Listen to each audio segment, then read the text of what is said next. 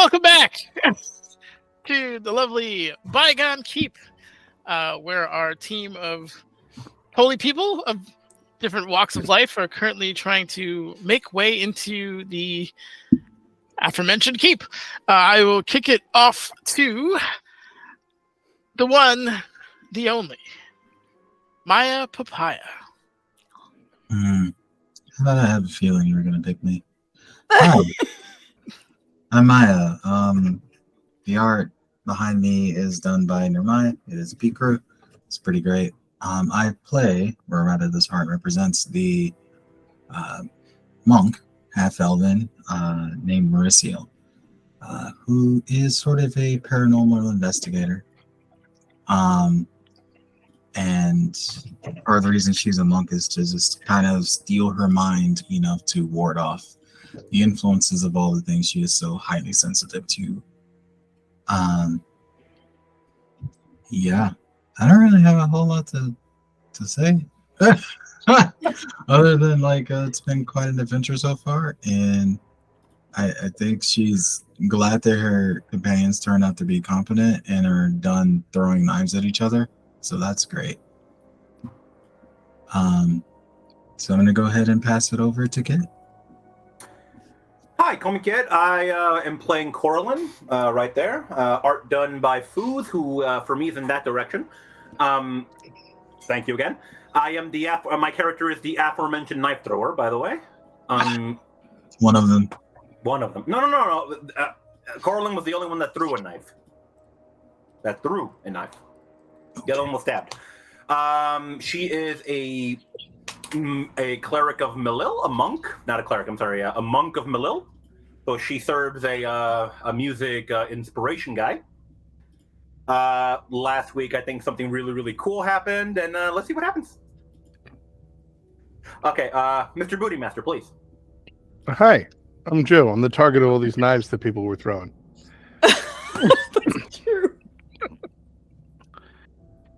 I had a joke, but it would have made the problem worse, and we just got over it. So I'm gonna move on from my brain being unhelpful and just say I'm Joe once again, playing Brannigan, the Dwarven cleric, and it's great. It's a good time. The people here at Foozca's community are very welcoming and let me show up and crash their games very frequently. But in the meantime, I am still getting used to the fact that I'm available on the internet Sundays at 8 p.m. Eastern, real people time. Dispel Logic, that's the name of our Twitch channel. We play Dungeons and Dragons there, so maybe come check it out. But just right now, watch this, and then Anita will talk now because I have decreed it. Anita will talk now. Thank you, Booty Master. Hey, everybody, Anita here. Gosh, I am going to be playing Effie Twist Tremble. This is the art of her. If you want to make hot art of your OCs and want it to look like mine, go to Djarn's Pick Crew. That's DJARN Pick Crew. They're great. I love their little character simulator. Yeah, Effie. She's got trauma. She's hot. And I love that for us. God, what? Where you can find me, this upcoming Sunday, we are playing, I am GMing a campaign of Invincible Sword Princess that is very much based off of The Wiz, the movie musical starring Diana Ross in the 1970s. It's great. God, the children of Evermean are getting revenge on the bitch that dropped a Z on their mom, and it's a fun time. So please drop by TRPG. That is tea, like the kind you sip. TRPG on Twitch Sunday at 2. No, I'm pretty sure it's 1 o'clock. Yes, it's 1 o'clock p.m. Eastern time. And yeah, that's me. That's your girl. I'll pass it over to Foos next. Hello, I am Foos. I also want to just kind of shout out some of the folks who are either lurking or not. Thank you all for hopping in early. It's always nice to see your familiar faces. Same thing with Anne. You're the coolest, so thanks for hopping by. But I am Foos. I am playing a elf paladin named Moody, who is currently ready to stab some bad guys. he wants nothing more than hit some baddies with a spear. And just a couple of like shout out things. We're going to be testing out an app that I absolutely. Oh, also, all previous links are in chat. So all of the P Crew mentions, the links are in the chat, and obviously where you can find Joe later on at Dispel Logic, and TTRPG is also linked there. So check them out because they're awesome. But yeah, we're trying out Pocket Bard, which is a really, really cool app for like background TTRPG music. They're kind of still in their like alpha phase, but I freaking love their choices, and it's really, really intuitive. So we're going to be testing out that music today. So if you like it, make sure to check out Pocket Bard because it's really fucking cool. And then I'm going to give it back to not only my big brother, but the big DM of the Bygone Keep. So Nenders, take it away. I'm the big DM. All right. So previously, Big DM energy. God damn it. It's better than short rest energy. I like this better. Yes, it's clearly better than the inverse. I appreciate that. So, what we are talking about here is the campaign, and what you guys were doing last time was you had recently defeated the Master of Hounds, a kind of servant of Asmodeus in some way, shape, or form, trying to prevent you from making your journey to the keep proper. You were able to kind of sneak in a short rest between some clever juggling of the people and driving at a reasonable pace, and were thankfully not accosted by any more fiendish creatures on your way. Upon reaching the keep, you discovered that it was, in fact, fairly well defensible and had, limited paths of ingress into it, and had some pretty clever suggestions and plans as to how to get in there. But as that was kind of coming to a crescendo, a kind of haunting harp sound or music really kind of played throughout the area, and the one lone defender that you had all seen, this kind of skeletal warrior with 4 blades, just kind of waiting for you at the gate, just kind of crumbled into a pile of bones, leaving poor Anita with a 26. I believe it was an Arcana check or something that she had to wait 6 days to figure out what that was about. But I will lead off with that because it'd be rude not to. Your magic is a strange and at times fickle thing, but what it is almost more than anything is energy, either transformed, converted, used in some kind of fashion.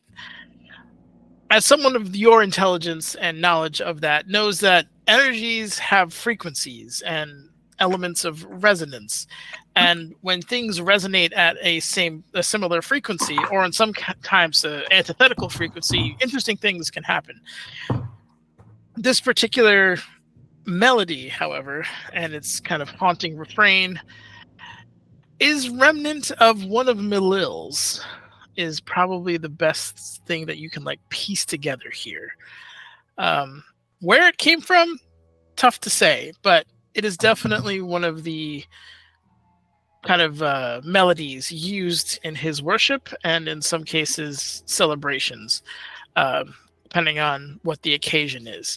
So with that particular information, that is what you're garnering from that, what had just more or less happened. The kind of custom song or a traditional song from him tuned to the frequency of, as far as you can tell, at least that one creature, disabling it. So something in there is playing music of Melil, and that music has some sway over the undead servant that's guarding the gate. Correct. Although I will say, not necessarily from there. You guys all heard it from all around. Oh, okay. So we haven't like found the source yet. Correct. Cool. There's like one guard, and he's a pile of bones, right? Correct. I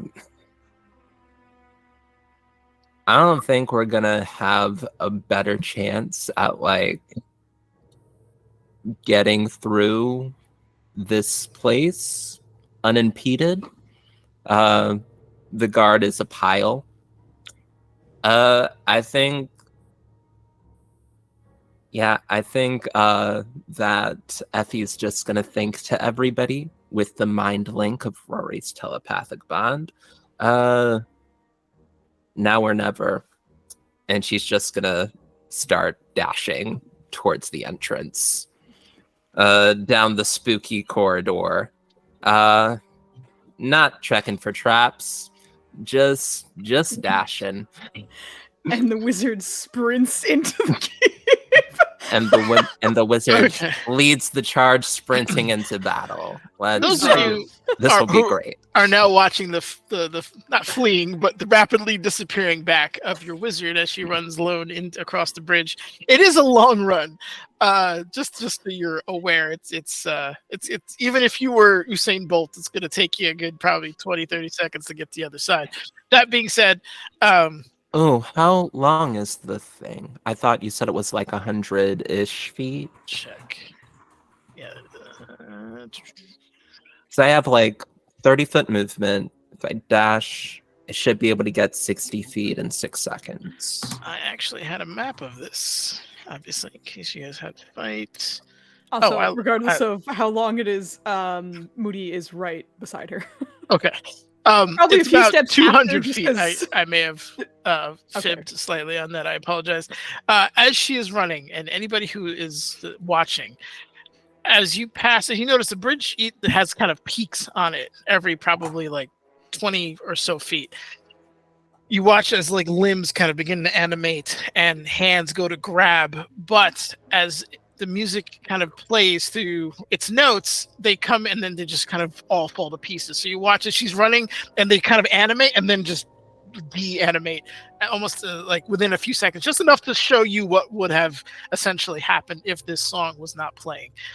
But she would have been inundated with quite a few skeletons based on on the amount of skulls here, to say the least.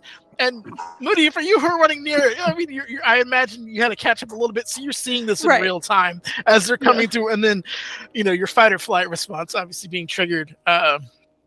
But yeah, you are welcome all to do what you will. And you judged us for talking about making a raft, but that delay was exactly what we needed, it seems. Anyway, I'm gonna do my best to keep up, but these people are heightest, and I can't run as fast, and they are mean. Coraline would have booked at the moment she saw the skeleton drop. Okay, so everyone's running as fast as they can. Give me all acrobatics checks, if you don't mind, just to see if there's any kind of... There is some detritus on the road. You are full sprinting. It's my only weakness is dexterity. I need to let change me- that to be the character name. There we go. Oh, actually, I forgot it's not. Oh my god, look at me actually rolling well. Damn, nice. My only weakness. I didn't expect to. Oh. So, Are you trying to sleep again? Marcel, it's just the speed of it all happening. You did not see the skull that your right foot landed on. Now, normally, not a problem. You can correct for it. But what was weird about the skull, it was in the process of de-animating. So it was moving on its own, which screwed up your next thing and made you just fall pretty much face plant. You're not taking any damage. You can save yourself. You're a monk.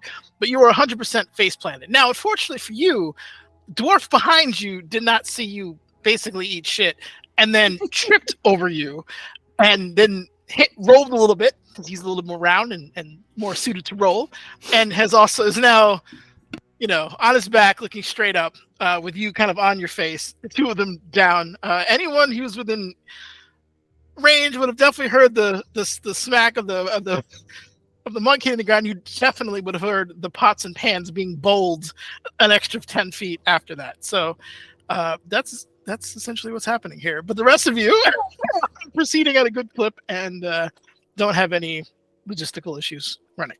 That's insane. I rolled a 4 and you crit failed and you got 6 better than me.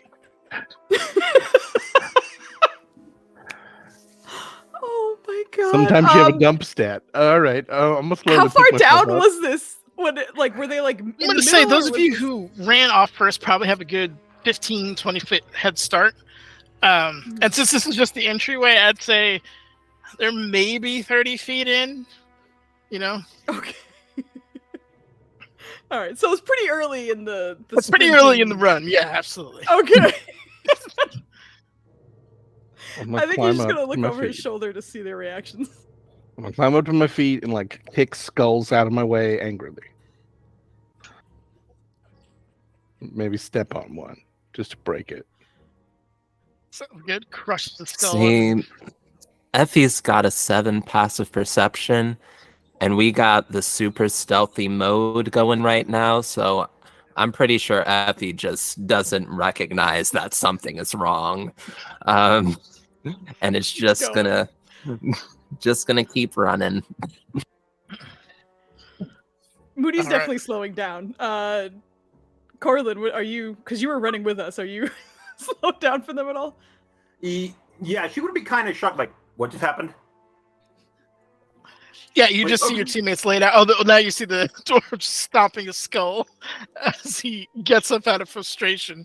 But you would hear just get her up. Come on, this won't last for long. I'm pretty sure she didn't fall. She's a monk. If she fell, she probably rolled or some shit and got up. What? So you're resuming running, I assume.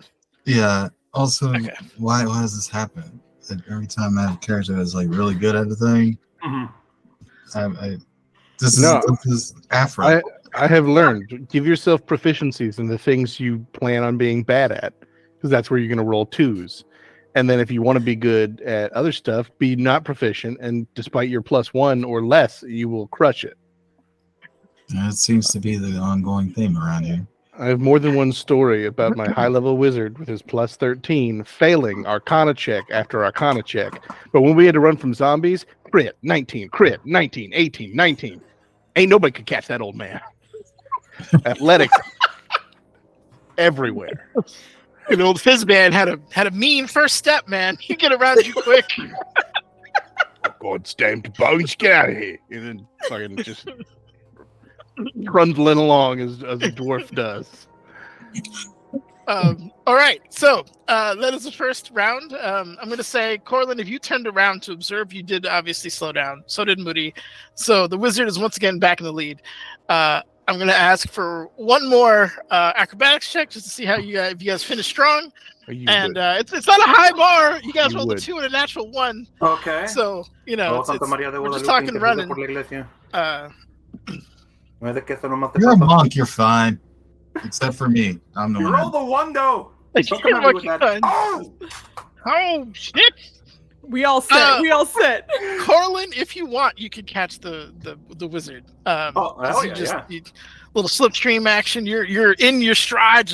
It's an odd sight seeing a monk move full tilt to some harp music in the background, but she's making moves. My plan, even if it costs movement speed, is that I'm no longer picking up my feet. I'm going to plow through the bones. I'm not falling down again. Okay, sounds good. You're just crushing. I need to get to the other end. I'm just plowing. Okay. So if it's about 200 feet, you guys are running. Divided by 7. Yeah, you're gonna be a full probably 6 or 7 seconds behind them as you guys get there. But I will ask both Corlin and Effie, how do you want to proceed through the door? You just running right into it? Are you slowing down, opening it up for your teammates to make it a little bit easier? How big and heavy is this door? The door is huge. I'd say probably 25 feet in height. Okay. Yeah, Coraline's not going to be able to move that shit. Well, Yeah. it's already opened, isn't it? It's already opened. It's just Yeah. kind of a, when you have to, Yeah. a bit of a scoot in angle, and two of your friends just ate it running forward. So I'm just, Okay. you know, I'm just saying I wouldn't run into it because you'll probably hurt your head. I'd go through the opening. Yes. The question is, can the door fit from this little squeezy way right now? Okay, so the first thing, can Coraline just peek around it or no? I mean, you can kind of see inside. As you get in, you could slow down. Obviously, Yeah. use Yeah. the closed door I'm- part as cover and peek, if that's what you're asking. Yeah, that's what she'd be doing. She'd be slowing Okay. down and she'd be using cover and like trying to get a peek inside. I think that Effie is worried about like the door closing and them having to like do a siege from the outside. I think Effie would like, because you're like running right up next to Effie, if right there, I think Effie would like think to you, let's get in, secure an entrance, and then open up the door for everybody. I think that is Effie's plan, at least. Rush in, make sure that like everyone inside is either dead or like not present so that we can have control of the door and open it up for everybody else to come through. Does that like vibe with your plan, Kit? Yeah, Like, it's I think obviously different than what you said. Yeah, So like, is I that feel- something that's your character would agree with? I feel that she would want to check real fast before rushing in, but yeah. Because they're still like a couple of seconds behind us. It wouldn't take that long to check, I don't think. Like, Tubbs would be. yeah, very Effie's gonna follow the monk's lead because like this is monk music. Like this is the music of your god. And like, yeah. So just gonna note that and just let you take lead and let you peek first. Okay. Effie, Corlin, give me a very quick perception check. Okay. Do I get advantage because it's the music of my god? Oh boy. No. Cheese is out already. Okay, how about now? You kid.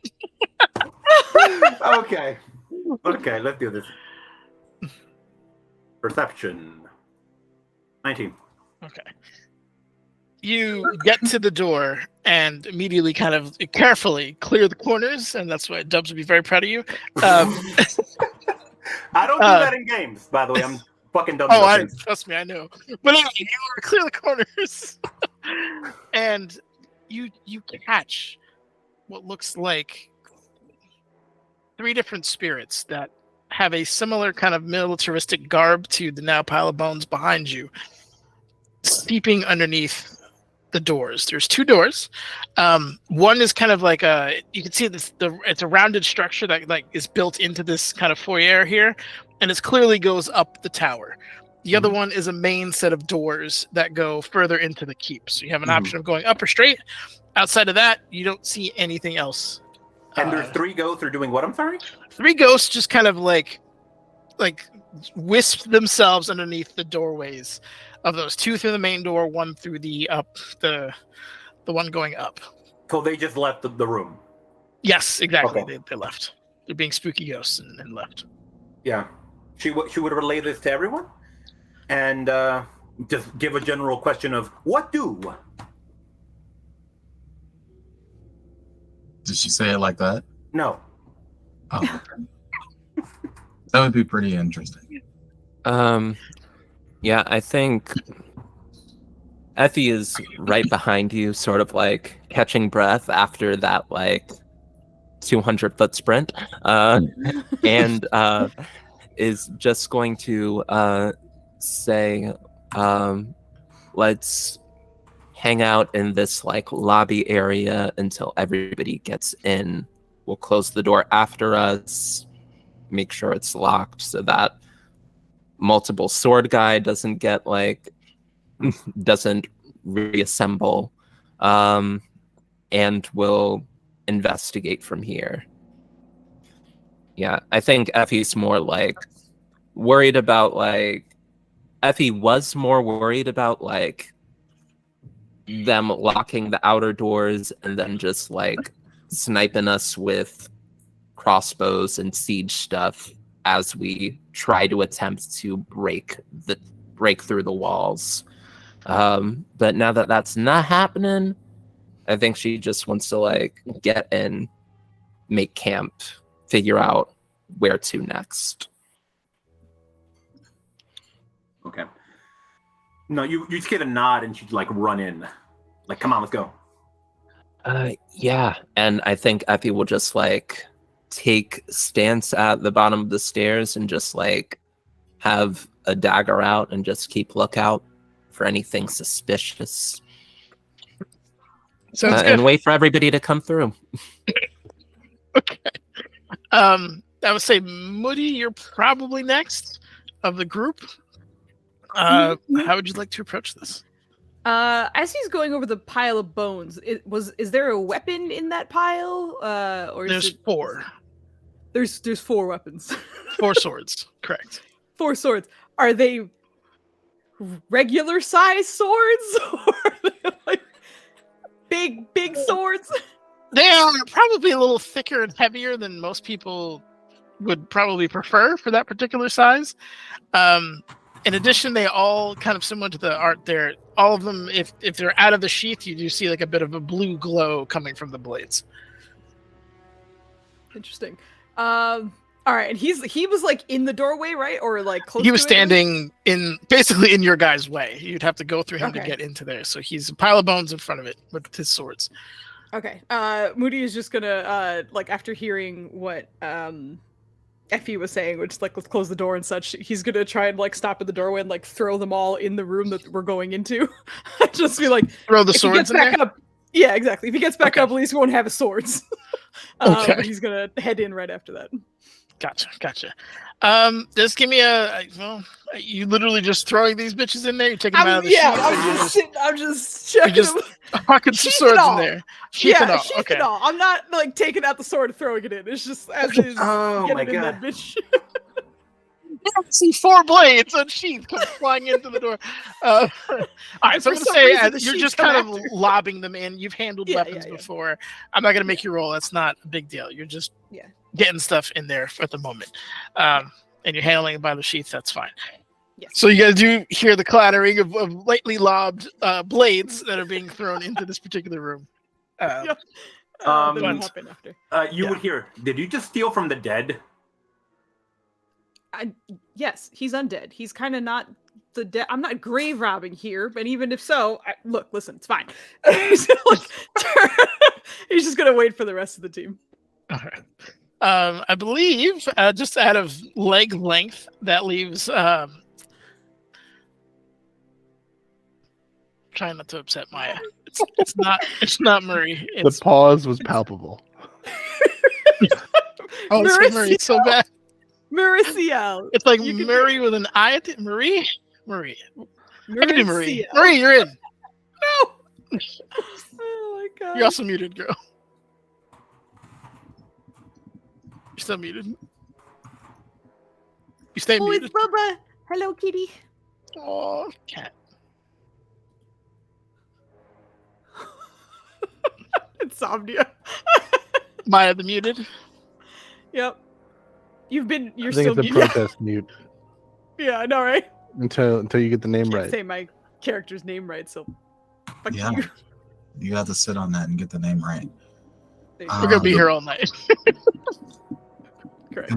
So I should get a +10 bonus to my max HP per the Dispel Logic rules. For you mispronouncing my name about 45 times since we started this campaign. So I'm aiming for 100, girl. all right. So I get 100 extra max HP. Is that? I mean, you'll probably need it based on how you're rolling, so I'm really not even too worried about that. Got me. What are you asking me? Oh, I'm sure she gets to the door super fast because she's monk. Assuming she doesn't trip over anything else. Jeez. No, you rolled your way out. I just was curious as to your approach to getting in here, joining your friends, and I'm not trying to railroad you. Well, our paladin buddy already removed the weapon, so we don't have to worry about that. Okay. She's gonna get behind the door, and like position herself, kind of in front of Effie and Corlin, and just have the staff out, ready to like deal with anything that like kind of tries to keep up on them while they're securing the premises, and do a visual sweep of the insides. Okay. Give me a perception check then. Sir, yes, sir. There you go. 14. Okay. Yep. That's a strong second. Yeah, you just see a very kind of alert Corlin who's looking around, and Effie who's trying to secure your. You basically just see your teammates trying to make the most of what they can in this particular situation. There's nothing that stands out, thankfully, other than the weapons that have now been lobbed into the center of the room. But besides that, that's all you're getting from that. I will say with the caboose coming in strong, with he is the boogie master. some bone dust on his boots. What would you like to do, sir? Just contemplating whether this means they're perfectly willing to just leave me to die if we all have to run. But I wasn't even thinking weapons, but I was worried about the skeleton. So I was going to stop to just like hunt his skull off the bridge and hope that's enough to keep it from reanimating, and then go inside. Okay. Oh my. Okay. Yeah. Give me just a quick attack roll.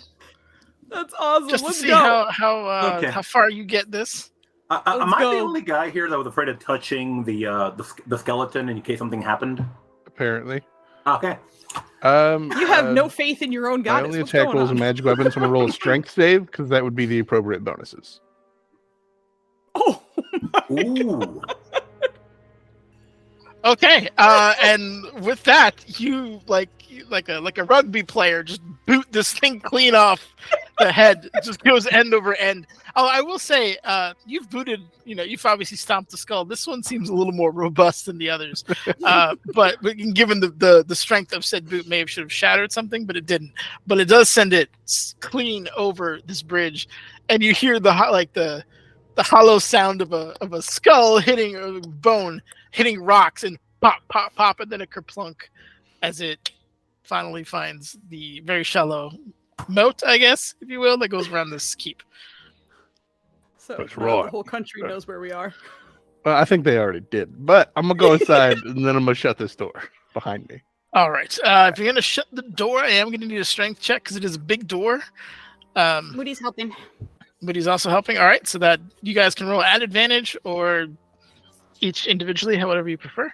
Well, real quick, I have to reload roll 20 because it's being rude. Once But other than that, I just want to clarify strength or athletics because one of those is way higher. However you want to do it, it's it's if you want to just kind of Okay. pull it back like some kind of boss, great. If you want to use some kind of weird dwarven technique for shutting stone dwarves that involves athletics, I'm good with that too. I mean, you just kind of push it. Yeah. Do you want to roll with advantage? I can. you Sure. could push it like a dwarf. Using your dwarven push technique. Roll 20. Cooperate. Thank you.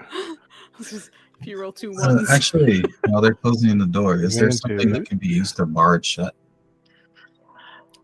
Yep, there is to the excellent, perfect. So you do the covenant with your help, Moody, and obviously the power of this dwarven not pally are able to like just pull this thing in stride and just kind of seamlessly get it closed, and you hear that satisfying clunk as there's a lock on the bottom. There's a steel bar that goes in from the bottom and from the top, and you hear the two things clink together, so they are sealed there. And to the question for the bar, there is a very large. I'm a city boy, so I don't know what's bigger than a 2x4 off the top of my head, but a very big wooden bar that you could use to basically brace the door there. Weirdly, despite not being the kind of person who knows how to build anything, I'm reasonably certain that those are the dimensions at like the face of it. It's 2 inches thick and 4 wide, so the length was no part of what you just said. Oh, excellent. Perfect. It's as long as you want it to be. I'm happy to have you here. So. We need to put up a certain half orc, long as you want it to be. Just have the picture of the bread dude behind you. Oh, just a baguette.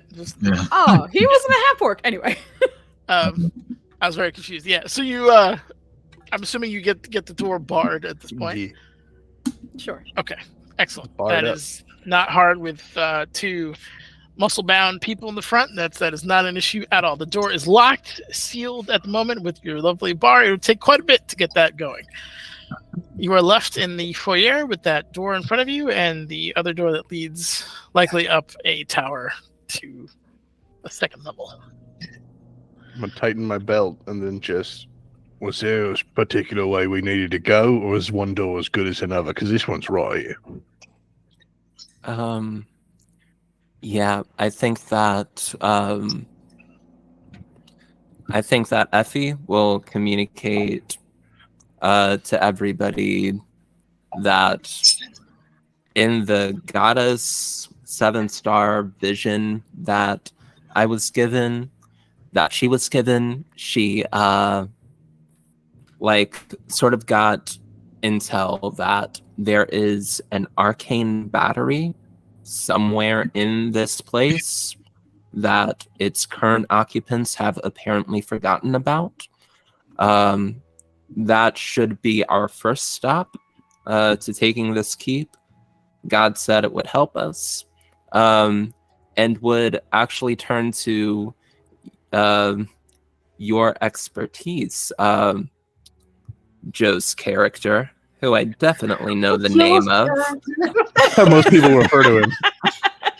Who Effie definitely knows the name of, and that's the important thing. And Brandon. and would just say, we're looking for an arcane battery. You have expertise in the way of building these things. At least you've said as much, or have if not said, then demonstrated that knowledge. You have any idea where the, I guess, circuit breaker of this palace would be? Hey, Nenners, Yes. do I happen to know where the circuit breaker of this palace might be? Well, Or, what an arcane battery looks like, or if it has to be in a certain spot. give me a history check, sir. All right. I'm going to assume stone cunning doesn't help me here and that it's not an advantage. Okay, so you think about it for a second. The painfully obvious fact is that if you have any kind of source of power or anything like that, you want to keep it protected, especially from outside intruders. So it would definitely be further in. The question is, did they build up or did they build down? Because obviously the keep does go down at least a few stories based off of where it was, and then obviously it has some towers as well, in terms of where they would put it. Do I remember who built this city? You are I vaguely remember it was people dedicated to experimenting with magic. correct. But do I know the makeup? Was it a bunch of humans, a bunch of elves? So these are it was built by refugees of Mithranor, which was a famous for being multicultural. There's elements of elven, human, and dwarven design kind of mixed in. The dwarves, to your pleasure, have basically done the base of the structures. Some of the from what you could tell, at least the spires and things like that, those are more human inspired. There's elven elements in the windows. So it's been kind of a coalition of races, if you will, that built this. But the structure proper, it has a lot of dwarf influence over it. That being said, if it is dwarven and and that's where the structure is leaning towards, it would likely be down. That was my thought, because I was like, there's spires here. And humans and elves, they're not stupid, but they're building stupid, so they might have put it in a tower. But, this place looks like it's got a good dwarven foundation. Any good dwarf puts things underground. So those stairs are worthless for now. I'm gonna get ready to open this door that's right here, hoping there are stairs behind it. Effie would pause you for a second, just remembering that there are ghosts on the other side of like both of those doors. According to like what Coraline told us. Remember my name, and yes. yeah, of course I would remember Coraline's name. How could I forget? I'm sorry. I'm so sorry.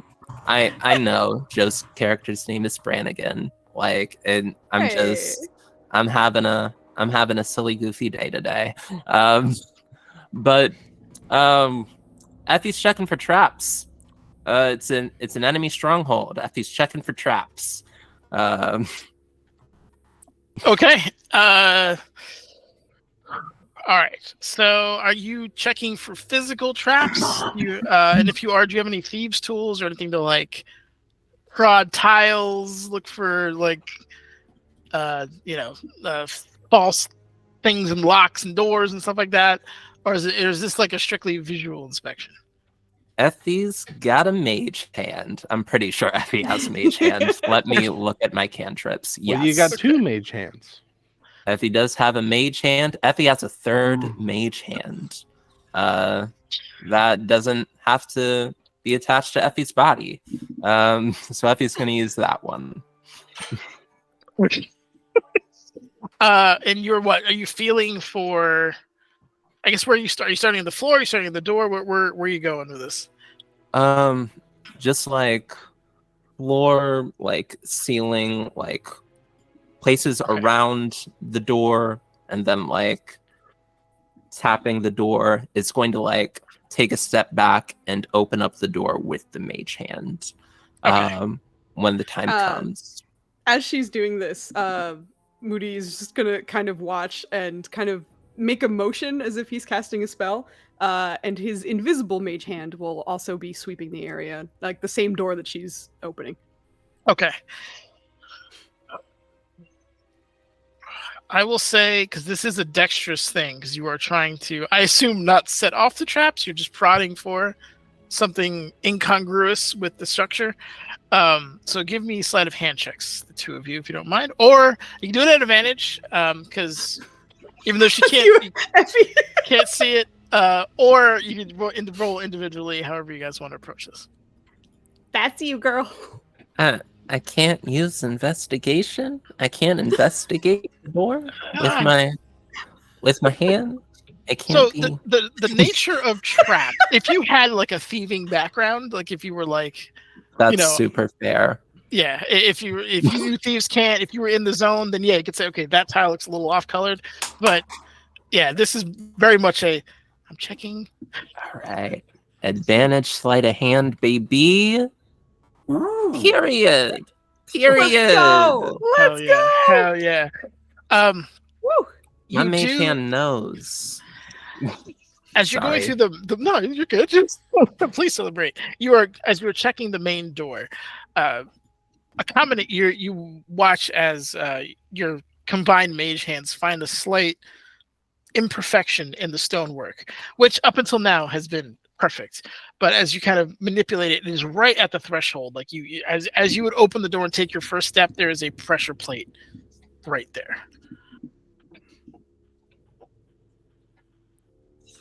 That I make note of it and alert the people. It's just like a 5x5. How hard would it be to avoid this? You'd have to hop over it, so you'd have to like open the door to like hop your way in, or you could have someone try to disable it, or you could negotiate in a bunch of different ways. She's gonna bring it up. Mauricio can be like, wait. See, I did a dumb how I made this character. It's disabling traps and things like that requires sleight of hand, right? Mm-hmm. Yes, and generally thieves' tools or something adjacent to that. She has thieves' tools, but I didn't give her points in sleight of hand because I am stupid. So, just ignore usually everything. That means you just have to. No, usually that means you can roll with the thieves' tools. Is all. Coraline has thieves' tools. Oh, there you go. Yeah, do y'all have proficiency in thieves' tools? No, Yeah. I did not take Oh. that. No. I mean- Mercial does. Period. Then you should be able to like Okay. have a dexterity check with your proficiency bonus and probably do a lot better than Effie's doing. So yeah, I if mean, that 21 is pretty great, though. Well, she found it. Now it's a True. matter of you found the bomb. Now you have to disarm it. If you're insistent that there be thieves' tools, I got lots of tools in there. Yes, a stone tools might not work too well on the Well, delicate. it's on Flush it you out of the because ground. they're leatherworks tools, so it's on you. So, And they're also smith's tools and brewer's tools. So still, Can you make some booze while we figure this out? no, you had- 'cause unless we're gonna wait for booze for a minute, it takes a minute. I will point out the trap to Mauricio, and with Mauricio's training in thieves' tools, I'll let Mauricio cook. Yeah, Corlin would go over and see if she can help too. She'd be like, usually I use these to deal with paranormal things, but let's see what I can do here.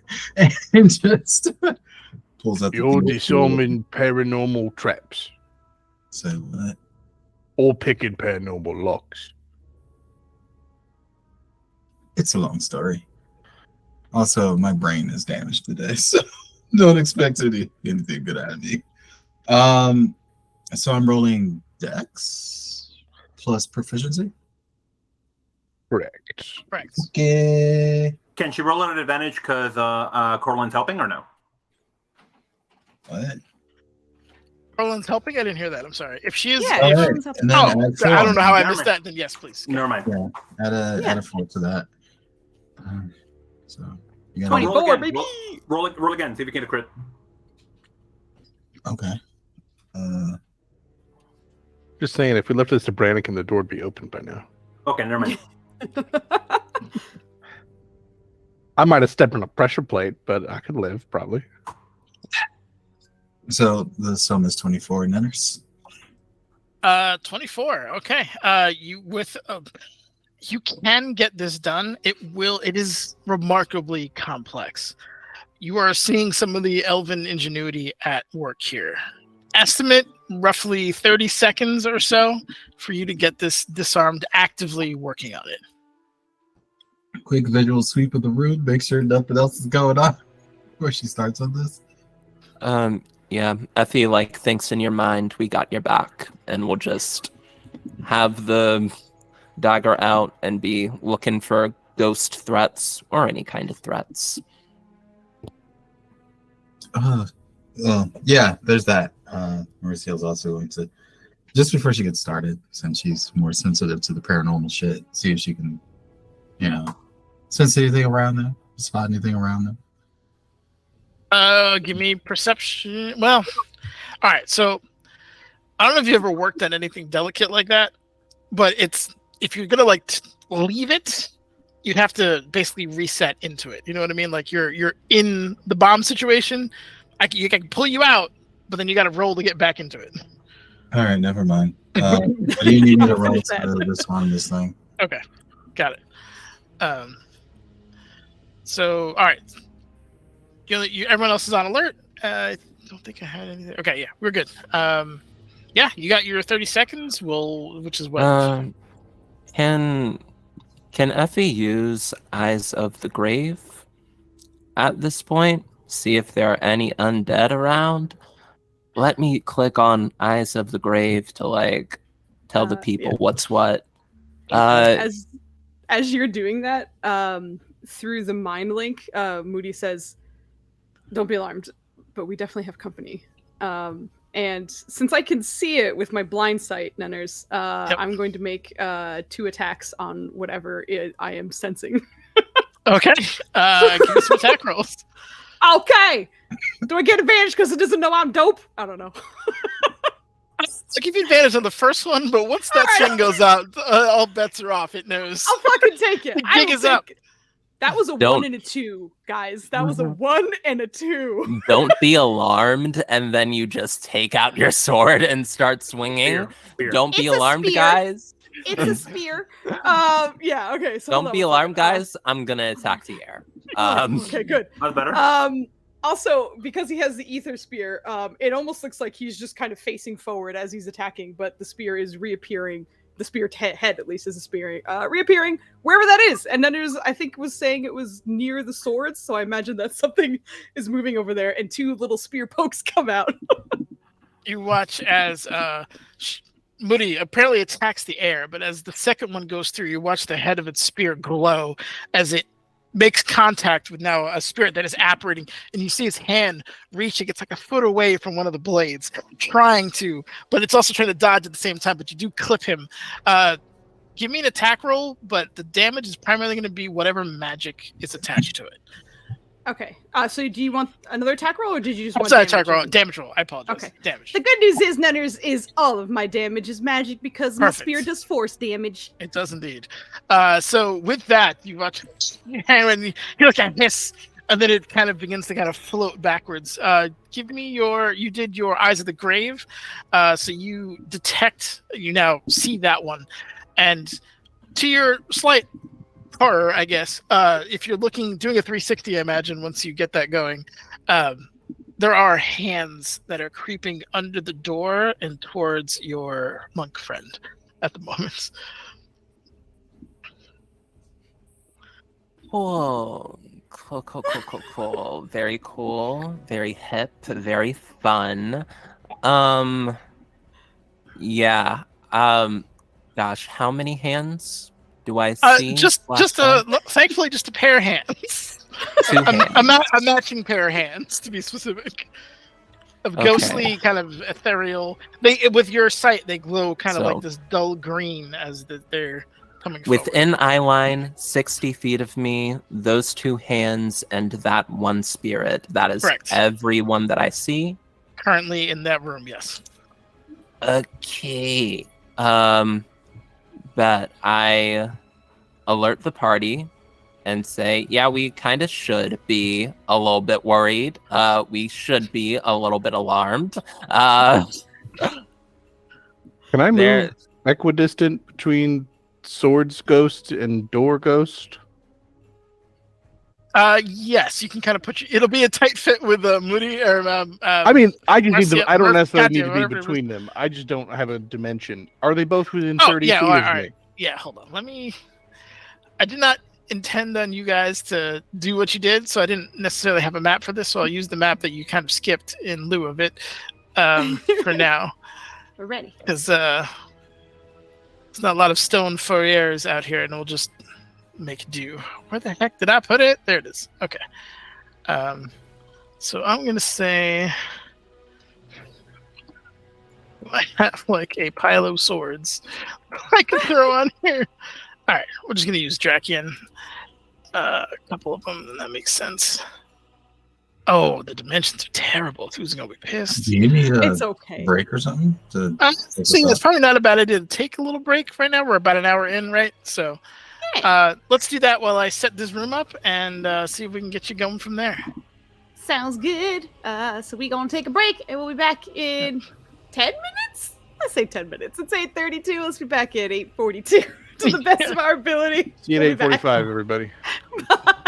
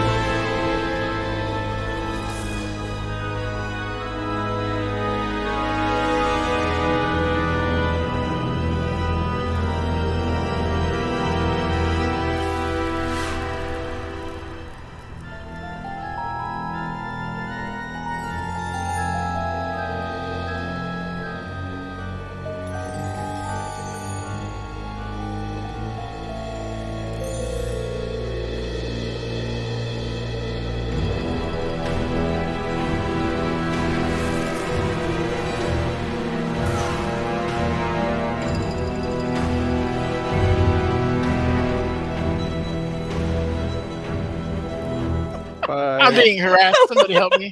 Anywho, we're back, and I am currently setting up this impromptu battle.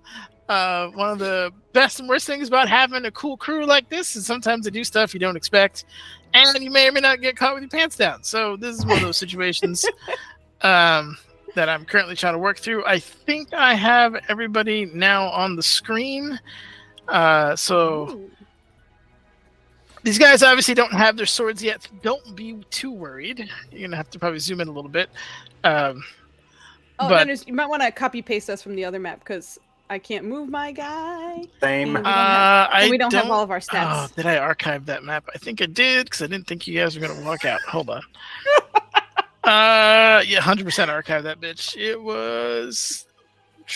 This is Nenners. He's a great DM, and we love him very much, despite all the shit we give him. So Nenners, you're the bestest. you struggle your way through this, and we will. It's struggle bus time, bitches. Yeah, it's all good. It's all good. Maybe I just deleted it. What did I do? I don't know what I did. I'm just gonna edit all these things. It's really Well, particularly let me ask a hilarious how question, like 'cause Yes. I was going to react to these spirits. Do I get Sure. to do that before combat happens? Like roll initiative. Yeah, sure. You can absolutely do that. The reason I ask is maybe all this was for naught, but I assume they're high enough leveled that it's not for naught. But in case it is for naught, I can save you some shit. Because ghosts ain't shit. They just need the fear of the gods put in them. So if they can make some saves, and if they're low enough level, just die, that'd be great. turn undead, baby. Hell yeah. Tone feature. Yep. But yeah, when Effie says we should be worried and alarmed, nah, ghosts ain't a thing. Ain't nothing to worry about. And then just to hold my shield aloft, and then just strike the various symbols on it with the hammer, and Hell just yeah. with a ring of Morden's anvil, get fucked. Let's go. Hell yeah. Let's I go. love me some clerics. All right, give me 1 second. I'll get you their rolls. Their wisdom saving throws. Wisdom saving throws. Okay. Cleric power. How wise is your hand? I love that.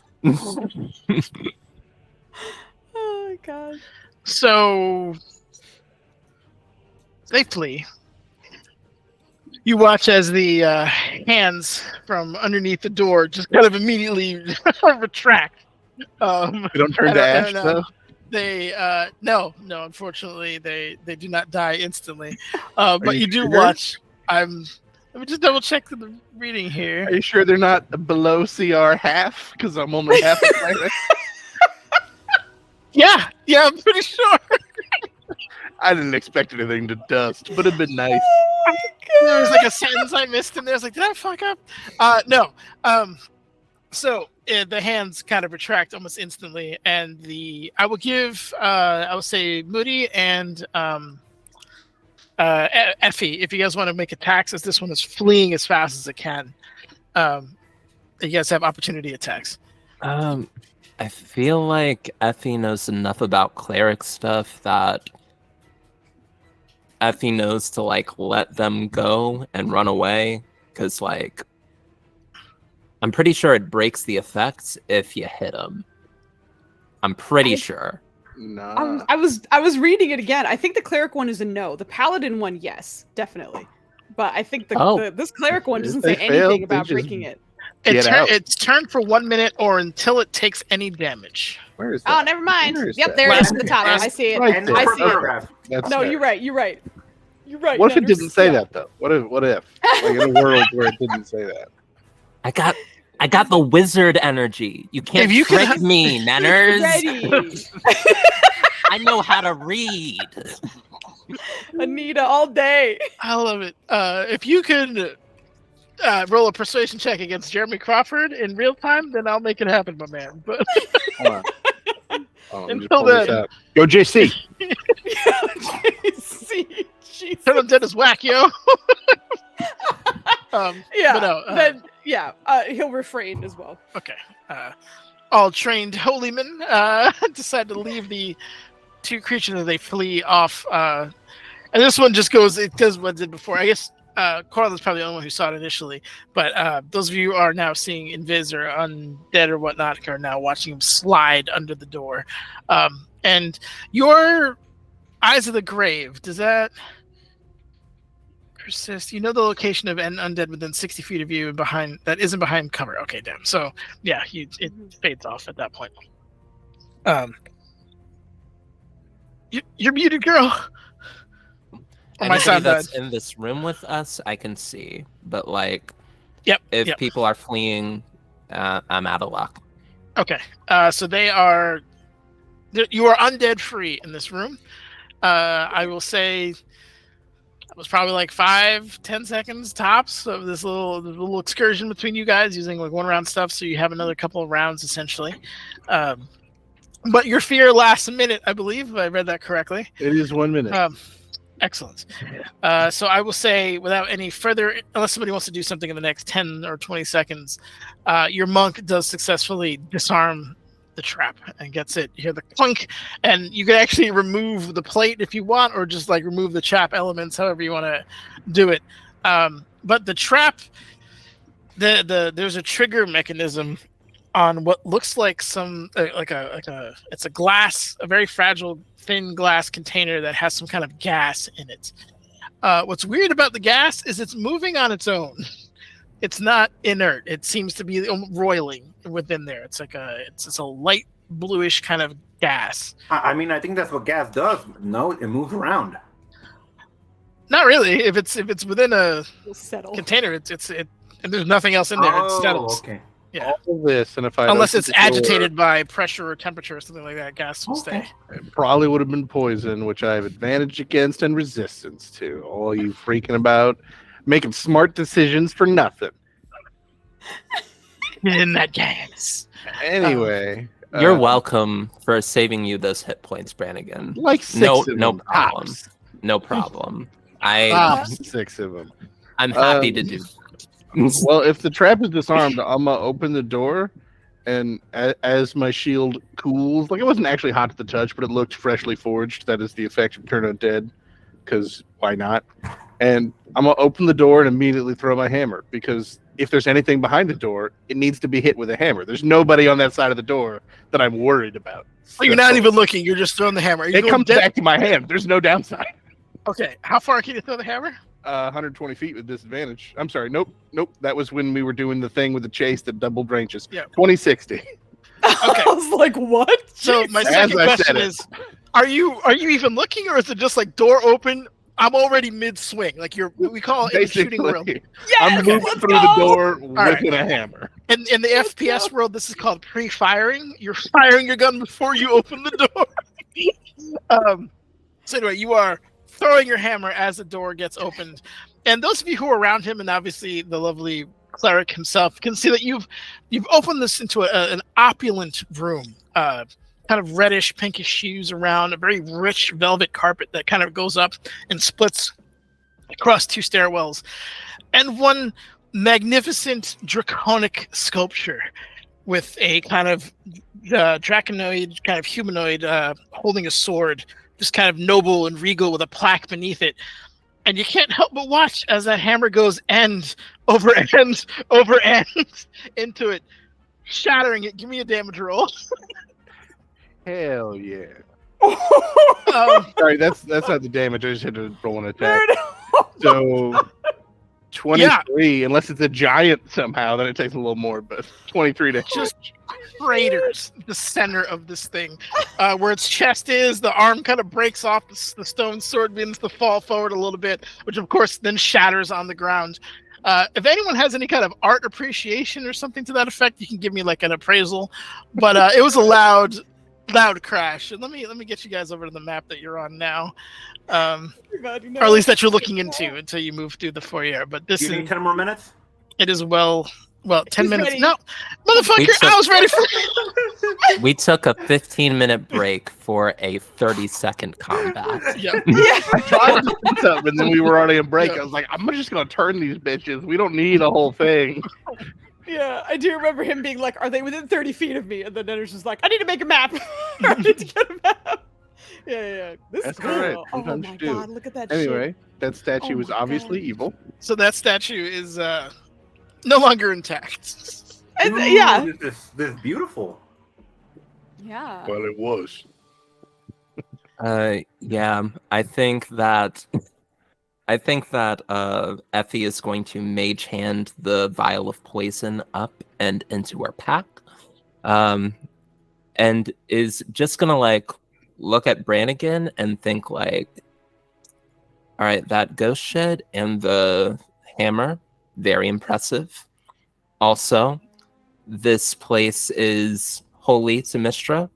It's an ancient holy city made by her worshippers. Maybe we can chill a little bit with the B&E. Like the entering, great. The breaking, let's maybe chill just a tiny bit if we can. I'll do what I can, but there was a ghost on this side of the door, so That's fair. That's fair. Yeah, by the Thank way, you. I think we should get into the next room as soon as possible. Also, I don't imagine anybody has any space and bags that we can put these swords in because it looks like they're trying to get that back. no. Okay, don't worry. Let's just get into I the mean, I I will tell you about it. I could maybe do a thing. I could carry one sword. I do not know how to use it. I mean, looking at these, they're pretty obviously magical, right? Yes, and specifically, Moody was handling by the sheaths. Just Mhm. FYI. I'm just Okay. saying, I couldn't just heat metal, use some smith tools, and bend them out of usefulness because they're magic. I mean, you could try, but your dwarven kind of general knowledge would probably suggest that wouldn't be a Yeah, good no, plan. I was like, if they're magical, it's not worth my effort. But Yeah. maybe I could finagle some things. We keep them sheathed. Do they have straps that we can just use to like toss them over our shoulder or something?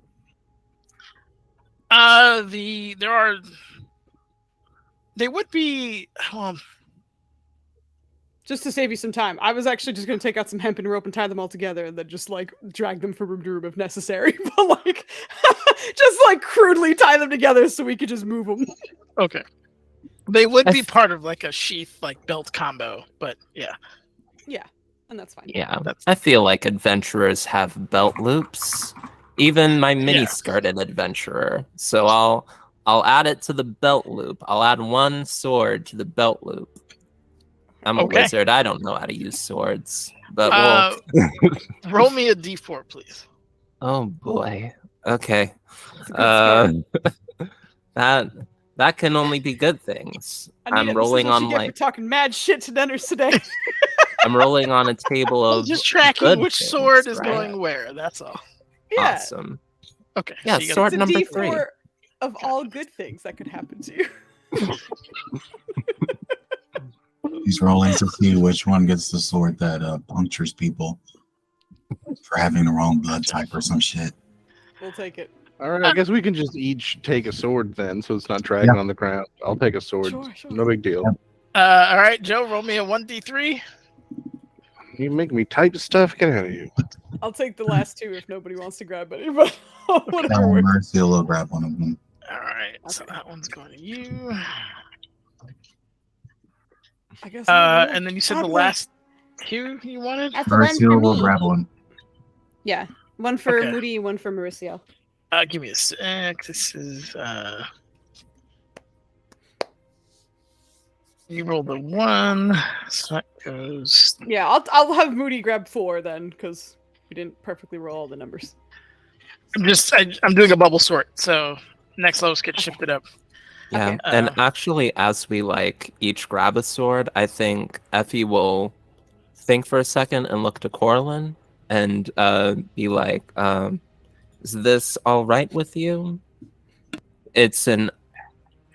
Usually, I'm also not for unnecessary grave robbing. It tends to come with curses, but like that man was alive and trying to kill us in bone form. And then in spirit form. So I'm not trying to risk it. No, I agree. I do not like the concept of skinning from the dead, but might be for the better. All right, then. I will say, for those of you who are now wearing the swords, there is a a brief aura of like a chill around that area, as if the air surrounding that blade is about 10 to 15 degrees cooler than anything else around you. Well, I would say the dead can't use them, but in this case, the dead can use them, so there's good reason to take it. Looking at this, the stairs are going up, right? Yes, sir. Well, that's the wrong fucking direction. I'm gonna go and see if I can poke my head into this dragon statue, just make sure it's not on top of a secret staircase down that I can now see because I busted the statue, and then I'm gonna head to the door. Okay. Give me now. Just so you're gonna investigate around it, or are you gonna like He-Man just shove the statue? Well, I'm over just it gonna and like see poke my head in this crater and see if it's like an obvious. It's path. marble, like it's like a stone statue. Oh, It's so it's- shattered, so it's it's just not- it's a stone bust. that's there. Yeah. Then, yeah, I'll like poke around the statue and see if it's movable. Sure. Check. Give me investigation. I guess probably the best thing for that. Yeah, I'm also looking for any like ways forward down. Oh, Okay. So waist forward and down. You said. Okay. Give me a perception check for that. That's assuming nothing. I interrupts can't me. investigate. I can't. You can. All right. If you're gonna take I your rolled time, my plus you can zero with no investigate. You can complaints. absolutely investigate. Go for it. Thank you, I get it. Nanas. You know, I would never- Yeah, that goes from a -3 to a +10. So, gosh. All right. We got this. Investigation check. We've trained. We're ready. You're just building it up to be a crit. oh, let's go. Mm. 28. 28. Nice. So, generally speaking, this doesn't seem to have any secret entrances, so to speak, as far as you can tell. I will say, there is something around the statue. There is a reason why it is there, but it will likely require you to move the statue. You kind of, in your whole room search, investigating, kind of pick up where poor Brannigan was going wrong, and realize that the wood paneling underneath it is different. And in fact, on some investigation, it feels like stone, like it's magically made to look like wood, but there is some kind of illusion blocking it. That all being said, outside of that, there's no other forms of ingress that you can think of, or that would be logical in this particular situation. Okay. So you guys would hear Coraline talking to you right now. She'd say, "My friends, don't be alarmed. The paintings are everybody following keep us. saying that. It's over the mine thing." Oh, I'm still over the mind thing, and I ask why everybody keeps saying that because it's the second person in 2 minutes to say "Don't be alarmed." I feel like paintings are that following us. you always say alarming things after you say "Don't be alarmed." What's that about paintings? The paintings are following us. With their Alright. eyes? Yes. Oh, I mean, I No. think that's probably the least weird thing that could happen right now.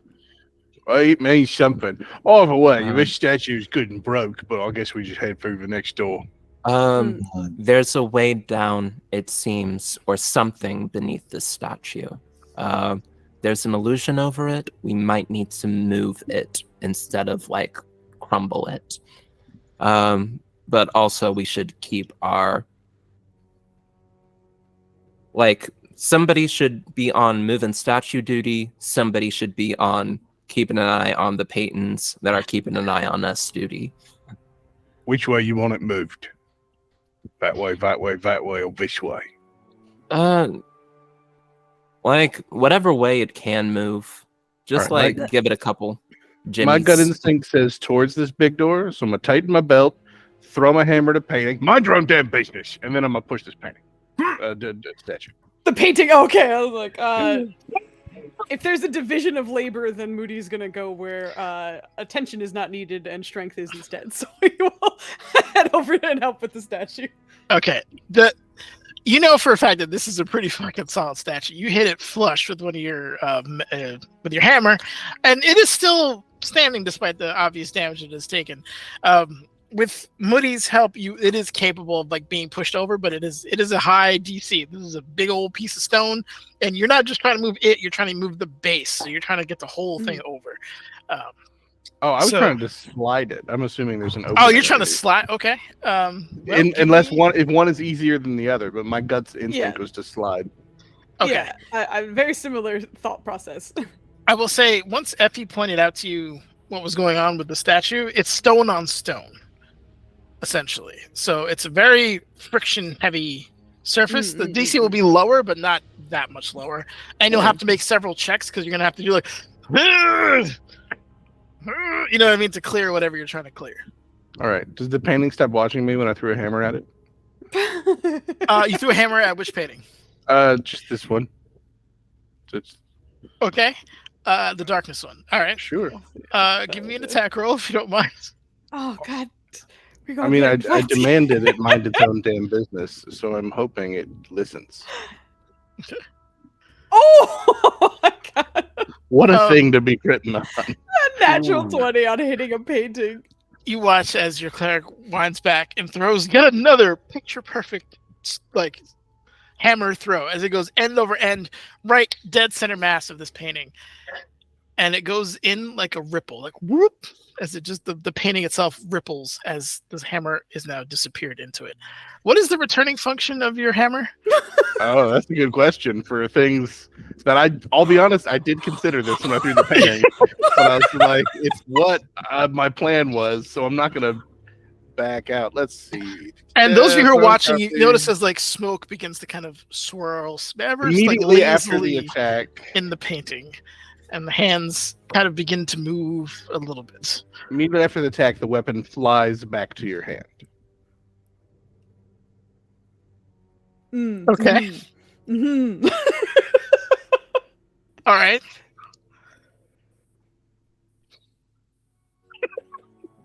It doesn't. How do I? It doesn't come back to you. We'll put it that way. God. Did you have two hammers or just the hammer? It's a very rare weapon. It's not a. Yeah. Okay. After a few seconds, you watch as the hammer is kind of coming closer in the painting, but just is hovering there, as if it wants, like, handle first, as if it wants to return, but it's hovering in the painting proper. All right, here's the thing. I said mind your own damn business. Now you're making yourself more business. So that hammer's coming out, or you're, I don't know, burning. Your choice. Can paintings talk? Nah. I'm gonna march over to the painting. I got new business. Oh, I will say In the the hammer is meantime- also rendered in that painting style, so it's not like it looks like it's like the hammer painted in the that painting style. But we'll have you walk over there to retrieve your hammer, or I don't know how you can do that, but we'll give it a shot. Moody, you said you were gonna try something. yeah. Sorry. While after fucking seeing it go into the painting, he's going to kind of cheat because his ether spear technically has a 20-foot radius or a range essentially. So Okay. he's going to kind of use that to kind of make his attacks go between like the paintings and the walls, so he can kind of like hopefully pry it off the wall and have it like fall down and just go Okay. to not the one he's currently at because he has to get his hammer at, but he's going to start trying to like pull the others off the wall by using his ether spear to kind of Okay. Which Teleport one are you between gonna that space. start with? Also, you don't have to make an attack. You're just putting a spear Yeah. between the wall. That's fine.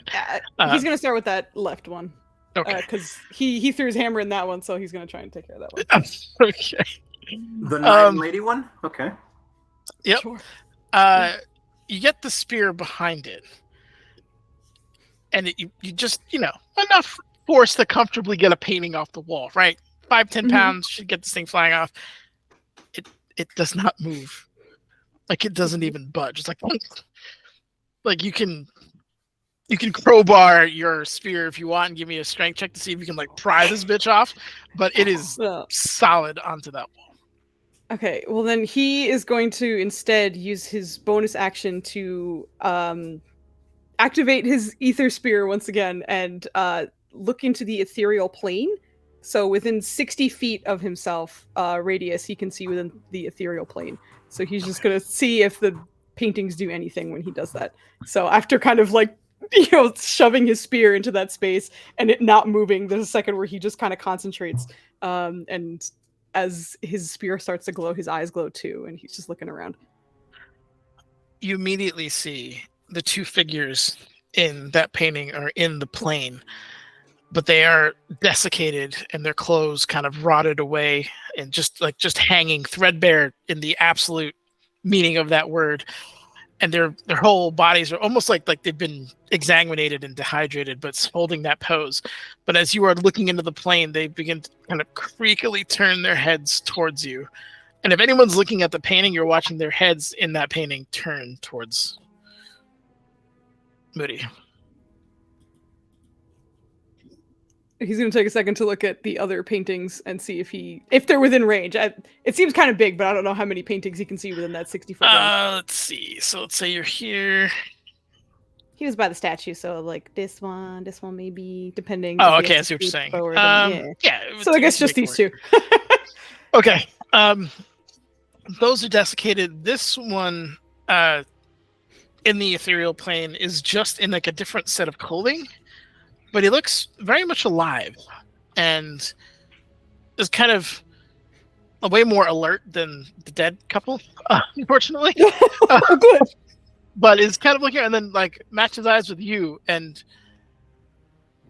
begins kind of like pounding on the like immediately begins to animatedly pound on the painting itself, both in the ethereal and if those who are watching, it's like a still frame animation, kind of like claymation. So you're watching like like just that, like a really bad frame rate animation going on as he is trying to get out of said painting. Huh. Be alarmed? Yeah, there are obviously things in the paintings, and they're in the ethereal plane, if that helps at all. And like his glancing into the ethereal plane only lasts as long as his bonus action, so as his eyes kind of stop glowing, he's gonna look back at the painting that Brannigan, I assume, is currently approaching. Yeah. Like, please don't reach into that. There is no presence on that one in the ethereal. Speaking of, what I have done is planted one hand on the frame of the painting and stuck the other hand in. Okay. Either trying to grab my hammer or have it fly back to my hand from within the painting. All right. Here we go, baby! Plunge your hand into the painting, and immediate feeling is just bitter cold.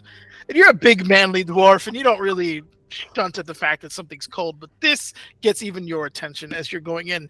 And as you put your hand in the painting, it also begins to take that kind of desaturated, painted form. So you watch your hand is like in that particular style.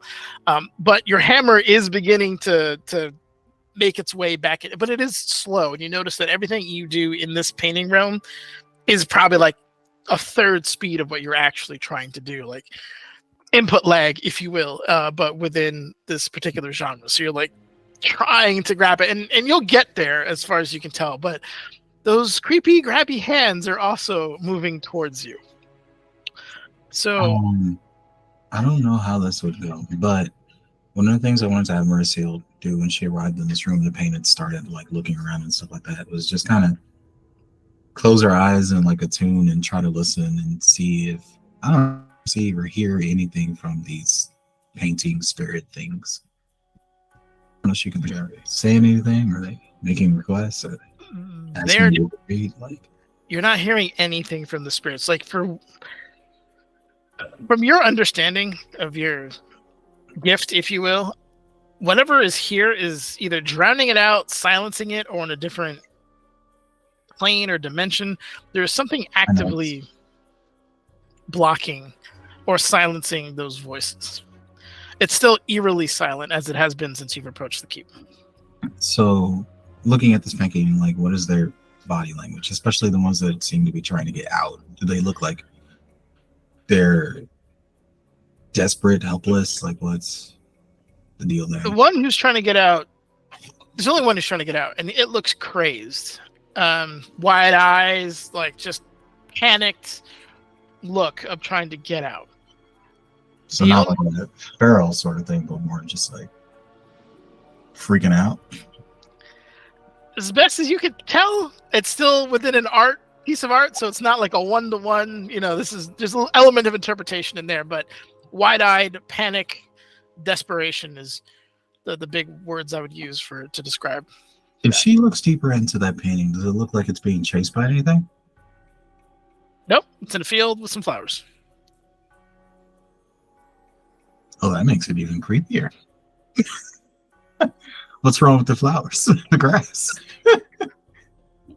Don't know. The grass looks fine. Flowers look good too. As far as flowers go, they're not carnivorous. It's not a feed me Seymour situation. It's a lovely painting of a noble gentleman in a flowery field.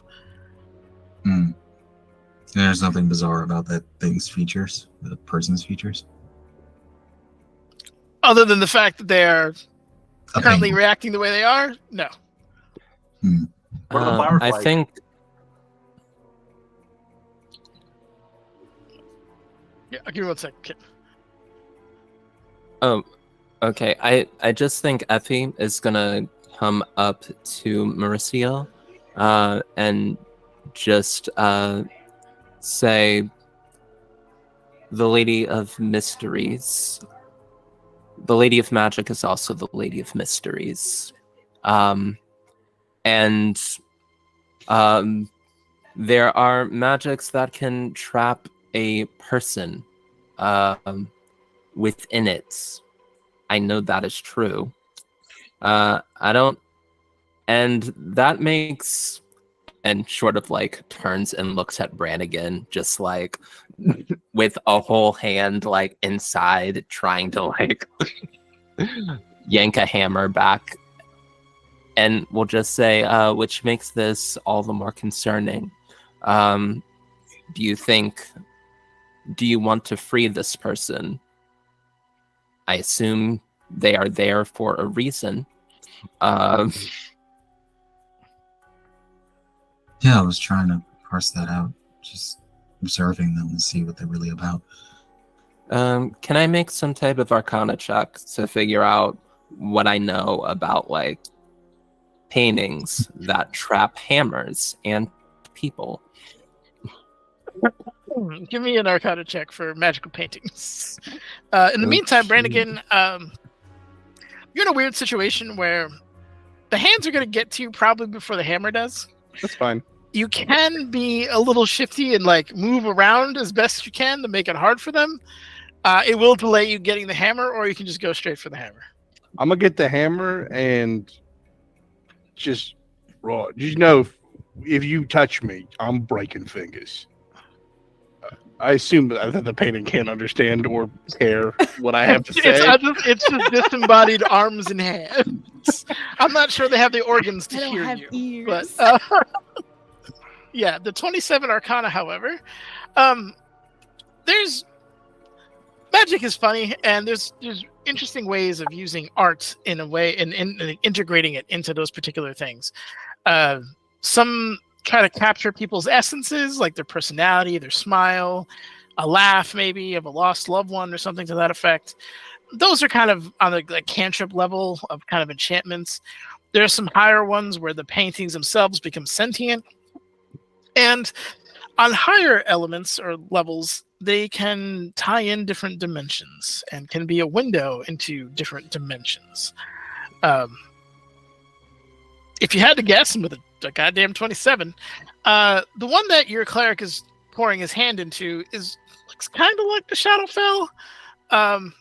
It's maybe not a window because it's not a one-to-one kind of copy of where you guys are at right now. So it might be like a portal to another thing or something to that effect. But it's like you're 95% sure that's the Shadowfell. And anything about the person that is trapped in the meadow and feeling unhappy about it? That could be a prison. It's clearly some kind of cage for some body. a punishment, maybe an unintended consequence of messing with magic. It's difficult to say. Only that they are likely trapped in that pocket dimension and are trying to get out.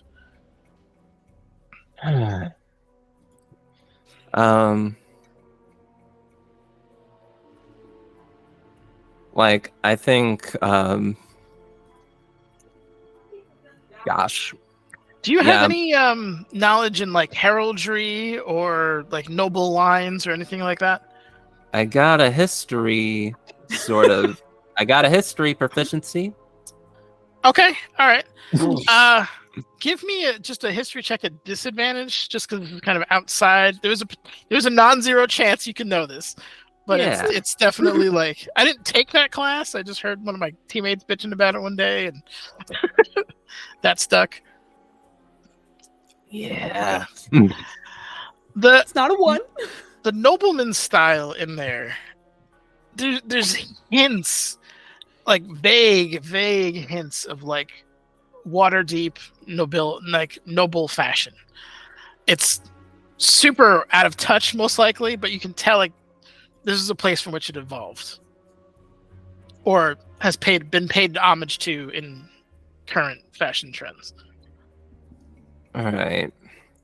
What's going through Effie's mind is that if we rescue this rich kid, then we have to take care of and babysit this rich kid for the remainder of the quest. And perhaps this is a thing that we circle back to at the end of the quest. I'm just looking at this dude, this giving Waterdeep, giving preppy, giving noble, and just like I don't think that Effie thinks that this dude has anything for them. So I think she'll like turn to Mauricio and say, not say, but think, this is some high-level magic if it is used as a prison. And I'm not sure. It would take a lot of resources before we even start taking the castle. So maybe we circle back. Sounds like a good idea. We'll just turn to look at Brannigan and hope that Brannigan is not trapped in the Shadowfell. That's not been I'm sucked in. fine. I think it was going to do a thing. Ooh. Yeah, what did you want to do? I was just wondering what flower or what color the flowers were. It's very much like in the painting. It's like purples and whites and blues. Okay. This is a weakness of your DM. I don't know flowers for shit. Okay. So, I mean, I know there's violets, maybe some pansies. Flower knowing is easy. They got yellow ones, and they got purple ones, and they got red ones, and they got blue ones. Yeah. Oh no. They got real big ones, and then ones that I know, grow like short sunflowers patches. and roses. That's about the. You just named pansies. You know more than Bees. I only know like 'em. pansies because I use them on my friends as an insult. That's Pansies are very hardy flowers. It doesn't make sense. Anyway, it's weird, but yes. it's just delicate looking. But yes, was that all you're looking for, sir? Was just color flower? Just what kind of flower? Got it. Okay. Brannigan, they're going to try to hit you or grab you at least. So yeah, hold on. And I'm gonna say it's advantage because it's not like you can move. Could Bring just it. poorly. Yep. It's a 21. Does that hit? No. Okay, so first one misses. Let's go. Oh, It was a 24 20. hit. 22 would have done it. So yeah, Okay. 24 will hit. okay. All right, sir. They're gonna try to grapple you, and you are also gonna take a little bit of damage, possibly. Give me a DC 14 con save, sir. Oh, you got this. You got this all day. Excellent. Okay, so Got it. you are able to completely kind of resist this particular having your hit points max reduced, but you do take 26 necrotic damage as that cold black hand hits you and begins like just to spread that necrotic damage across your arm. You were able to grab your hammer at this point. If they grab you, you got the hammer. I will say you need a contested strength to try to pull away from that one that is now trying to pull you into the painting. All right, well, I'm going to pull him out of the painting. So Okay. that's So you're going to grab him with your other hand? I mean, I assume you have the hammer. I don't want to put that. No, I'm not. Don't narrate before you roll. Remember the rules. I'm pulling back and hoping I can pull him with me, but my hand is full of hammer. I'm not dropping it. So you got the hammer. My You're hand is pulling full it of out. hammer. Got it. Okay. Let's go contested strength. These guys are real strong. Here we go. That's not an advantage. Oh. Okay, well, I might have this. Oh my God, Nanners, I'm so sorry, bro. Oh my God.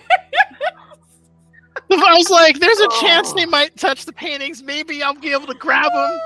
Not with a fucking -1. I mean, even if you had rolled well, you had to roll 4 better than me. Oh. I'm sorry, 6 Yeah, better yeah. than me to tie me. Exactly. Oh my Anyway, I God. feel very confident about my odds right now. Oh. Yeah. A combination of You pull the wraith through. pain, like an element of like disgust, and you just like give me my fucking hammer, like yank your arm back into reality, ripping it off of the creepy hands, which just kind of like slowly recede back to their original place in the painting, and you rip the hammer out with a ripple, and you're back. You took a little bit of damage. There was some evidence of that, but other than that, you're fine. The hammer of the belt, just like shake the hand off. Well, if anyone was thinking about touching me, maybe don't. No, that was just you. You are the only one that would touch the painting. I wasn't gonna, but they took my hammer.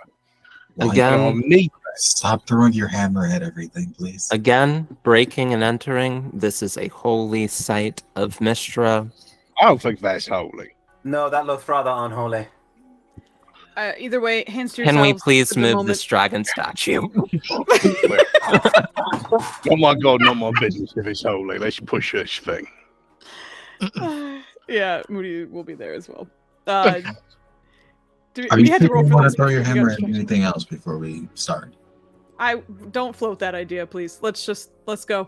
I mean, just for shits and giggles, I will weakly lob it, like enough to get it 10 feet in your direction, just so it comes back. Hey. It comes I'm back. glad I you said, got that out of your system. but yeah, because you challenged me to, but it comes back, so it's not a problem. She's We gonna had look at the fun. painting again and be like, okay. Again, Lady of Magic and Mysteries, your magic hammer might not come back. It might go away.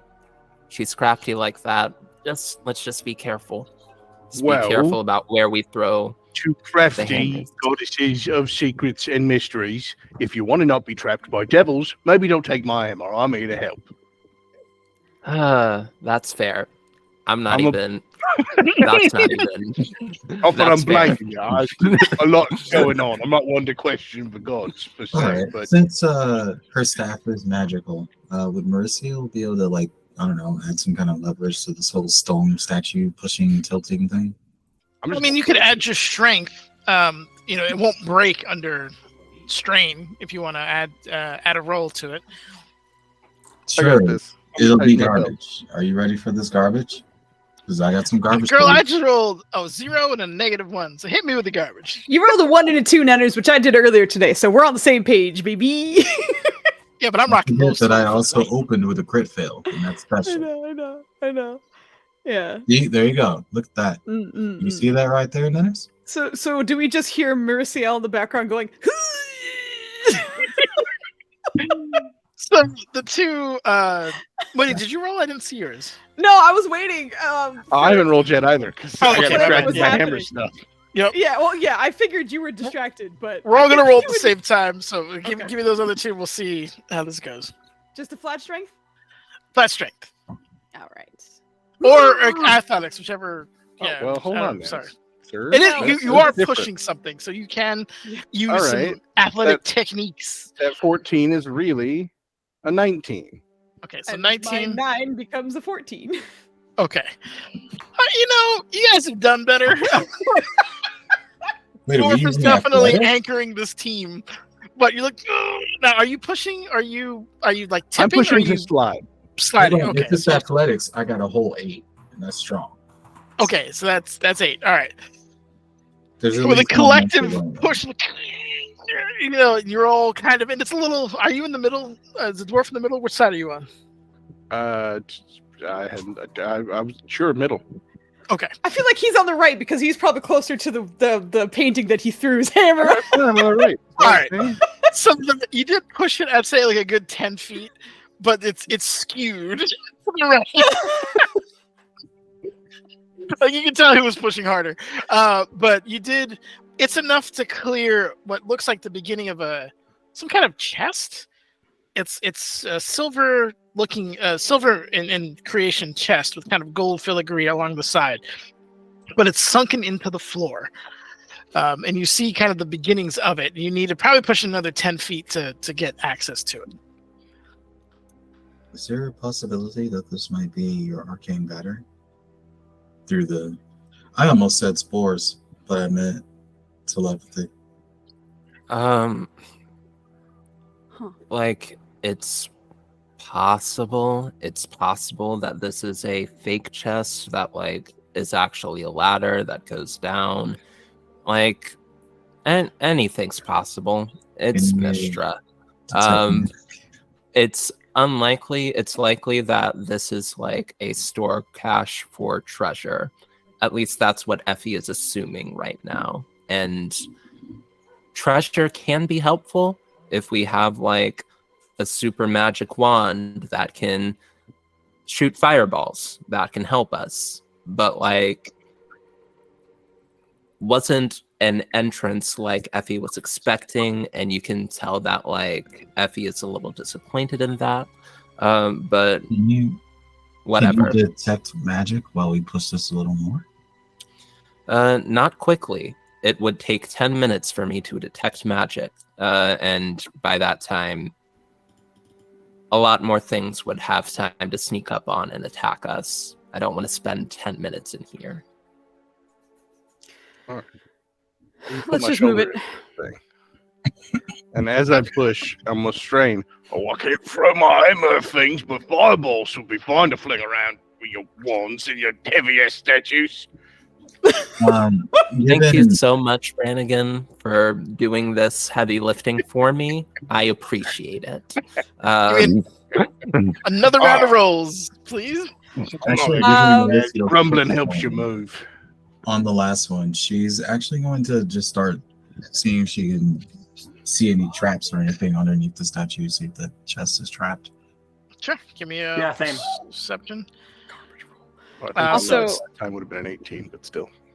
Also, Moody is, as he's pushing, you let me know if this is even possible. Sure. He's gonna attempt to use his telekinetic shove to help push this. Okay. statue. Roll your psycho die, and we'll add it to your roll. Psycho die? Psycho Crusher. Psycho Psycho Crusher. It's the side die. This is actually like a save on the other, like the creatures thing, and it's a strength saving throw on whatever I'm trying to push. So that's why I'm like, I don't know if you want to. Just roll the die and add it, doesn't count, because like the statue doesn't have it's a stone statue. It doesn't have a die attached to it for this particular Really? one. No, But you have a side die though, so roll whatever D8, whatever. No, that not is. for. No, not for it's this. just This a is a feat. telekinetic feat. Oh, I Yeah. thought you were. Yeah, Never yeah, mind. You can shove a No, creature no. 5 feet if it's Exactly. Exactly. Saving throw. All right, if I roll, I'm just gonna roll Dookie. Let's just get it out of the way. I mean, I was gonna say maybe like you could just say it adds like. I knew a it was 1 coming. thing or... Yeah, we'll add an extra 5 to your roll there. So you're at an Sounds 18. good. So it's a little more even this time. It's not the Yes. lopsided dwarf doing all the work. Yeah. You kind of add a little bit of your might there, and there's a get moment it. where we're pushing, and there's just like almost like an impact or like wind that comes out from the palms of his hands as he's pushing, to kind of catch up with the dwarf. You do see now the silver chest kind of in all its lovely glory. It's not huge. I'd say it's maybe like a foot by like 10 inches. A bit of rectangular. Is it sunken into the floor, presumably? It is sunken into the floor. Is the Probably lid good fun. on the top of it where you can open it, obviously, or do I need to get it out of the floor? You can open it in there, or you can extract it. There's also a place to like go down so you can open it. Okay, I was just picturing like, if the lid's not on the top, I didn't know how I was opening it. But It's got a. As the dwarf, you can tell the lid has a mechanism that has a like slide, like you can open it and then slide it down. well, let's open this. I will say, with Mauriciel's perception check, you don't see any obvious traps or anything of that nature. Just like a really well-made chest and a cavity for said chest. Oh, actually, I'm sorry. Give me one sec. Give me a history check if you don't mind. Excuse me. Yeah, and I just want to make an Arcana check to see if like there's anything magic about the chest, like Okay. trap-wise, or if I get any magic aura vibes. I'm Hit me gonna with those fail you checks. this history check real quick. It's gonna be great. Ready for it? Yeah, I'm ready. Hit me with a like. If you can get like a 5, that'd be great. Yes, 13. Look at you. Oh, Um, okay, I was expecting that. So with your 13, you see very, very kind of faint markings. And with history, this, I'm going to say it wrong. Let me make sure I have. Treat it like my name. You say it anyway. You just say it with your chest, Snitters. It's important that I get this right, unlike your name. Hold on. Sinners. Girl. I don't think you do, man. You see the very, very Oh, rude. faint etchings of Bahamut, Oh, like Dope. layered into the top of the particular chest. And for the 19 Arcana, the chest itself seems to have been made with magical means. And obviously your dwarf companion would agree. The way that it is shaped, the mechanisms built into it, it's not something that would be easily crafted, and just the smoothness of it and everything. It's possible, but most likely magically crafted. Just given how well the filigree is and all that stuff, magic and creation for sure. So what happens when I open it?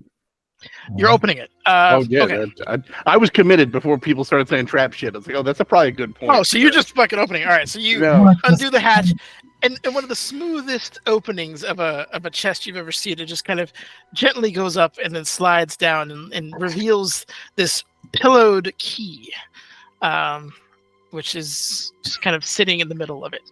And it looks like she's gonna look at Effie and just like be completely disappointed at Brannigan. Could you stop? Just stop. Slow down. And just be like, is there a reason that we would find a chest dedicated to Bahamut in here?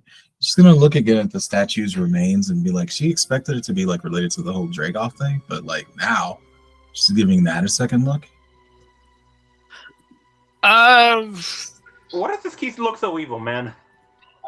We'll get into that in a moment, but the statue, the smashed statue, I should say, it's draconic and humanoid in form, but it's not of the description of Dragoth. Dragoth is very thin.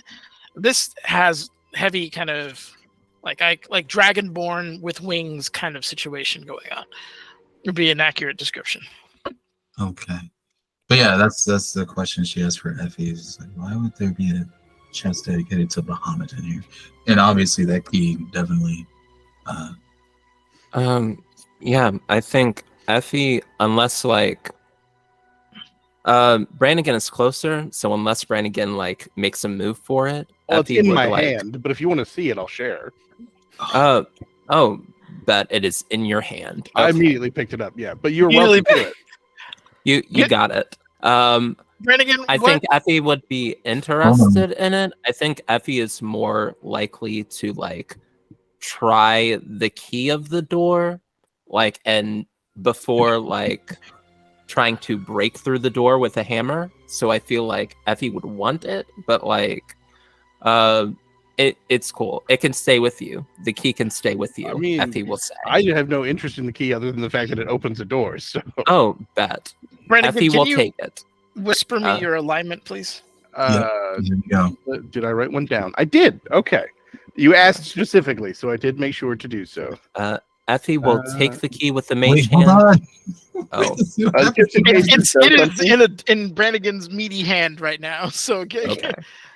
if you In were to his take it defense, from it's him, not in his bare fingers. He does have a glove on, but a gauntlet. But I don't think that matters right now. I'm just saying it.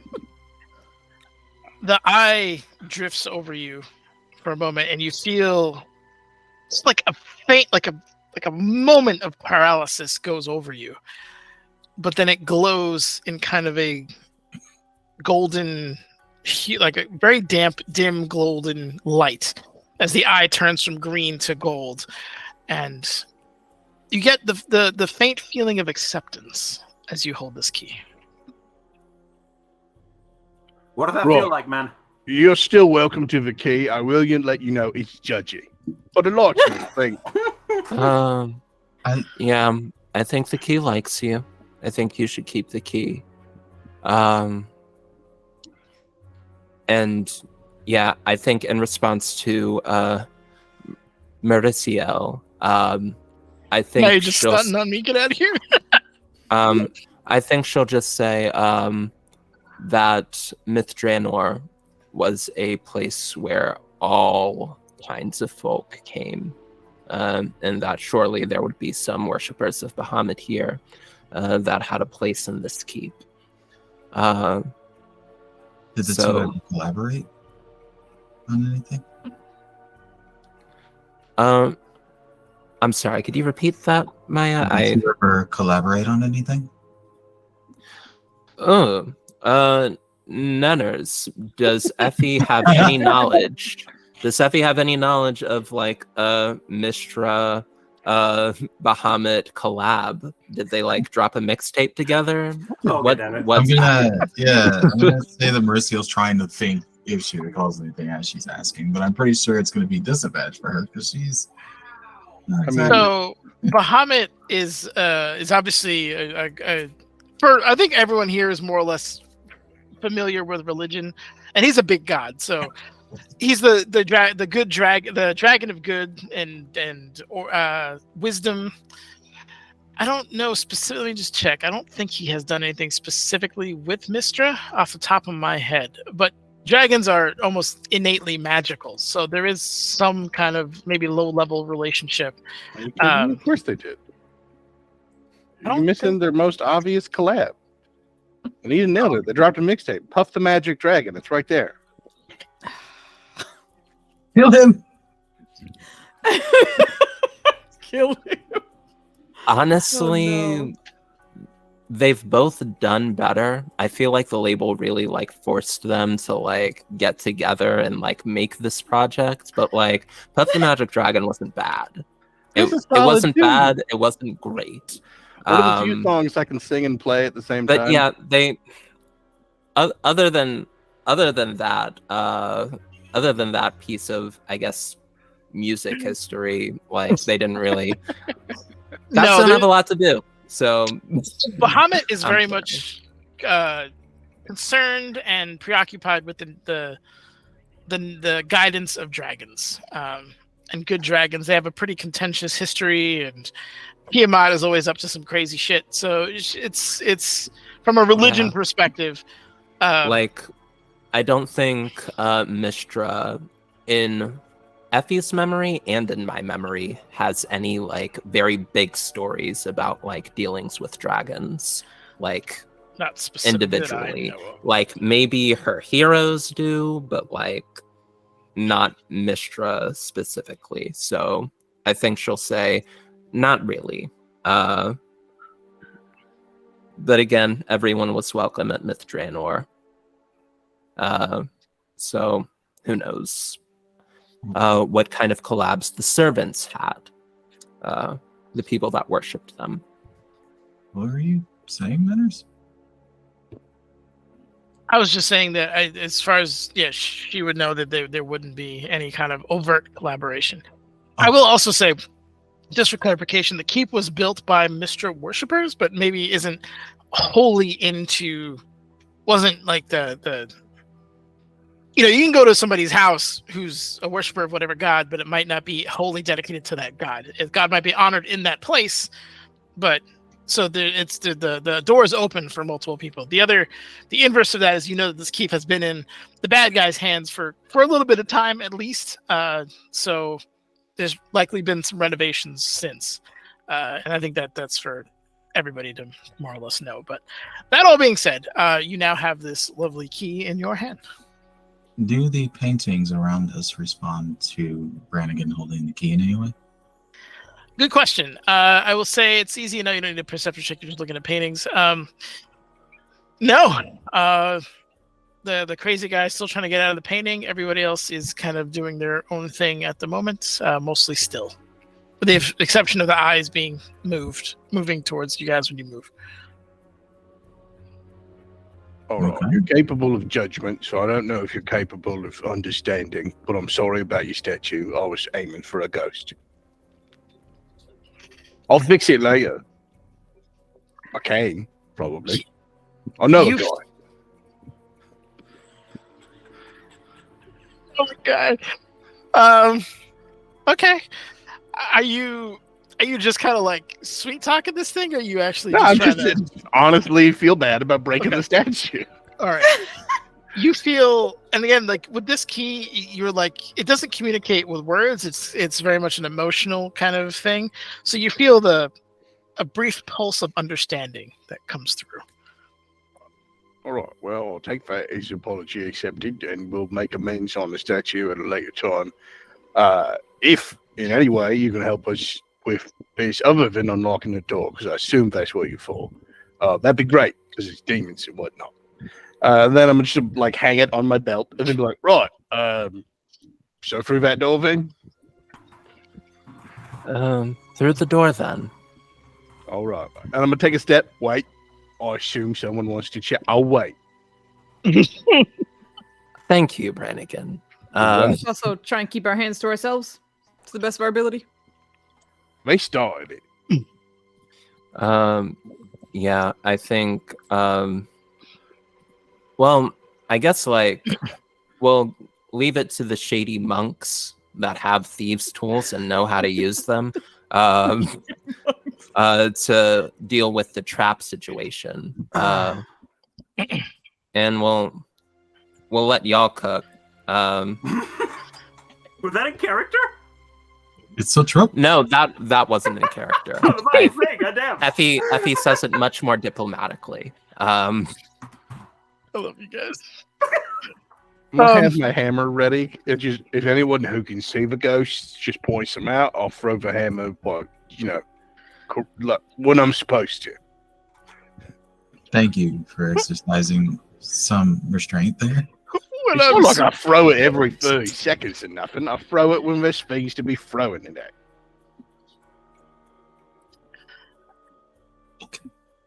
He's got a point. Okay, so that all being said, I will say, you guys, if you're approaching the door, the first thing that's kind of obvious and somewhat alarming is there is no door handle, no latch. It just seems to be two doors kind of,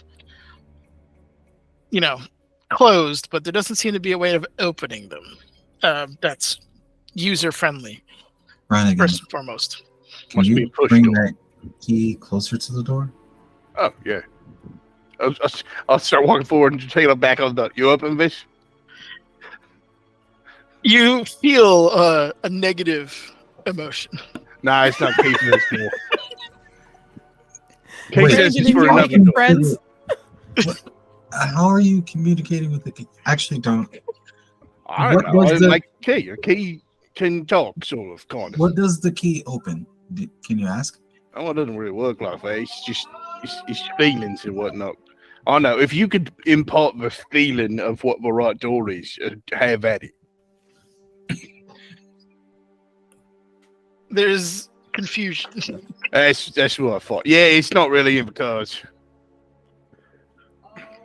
Yeah, Anyway, like this is a push door. She just thinks I'm not that actually pushing. I'm gesturing. we are idiots. Are we checking the door for traps or whatever? Yeah. I believe that was said. Yeah.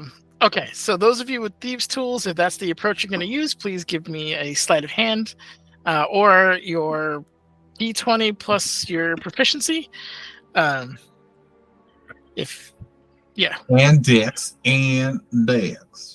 Okay. All right. Yeah, Oh, finally joining nice. Lord Rollers Club. You're going to add a 4 to There that. you go. So that's All right. a 27. So with the Let's shady go. monks doing their thing at the door,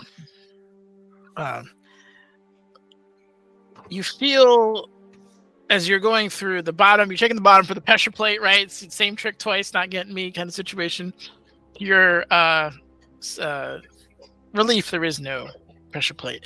But going around the door hinges, you find what looks like a vial, and it's positioned in such a way that when you open the door, it would crush the vial. And inside it, it's going to sound real strange, but there's like arcane runes floating around, like letters just floating in the vial.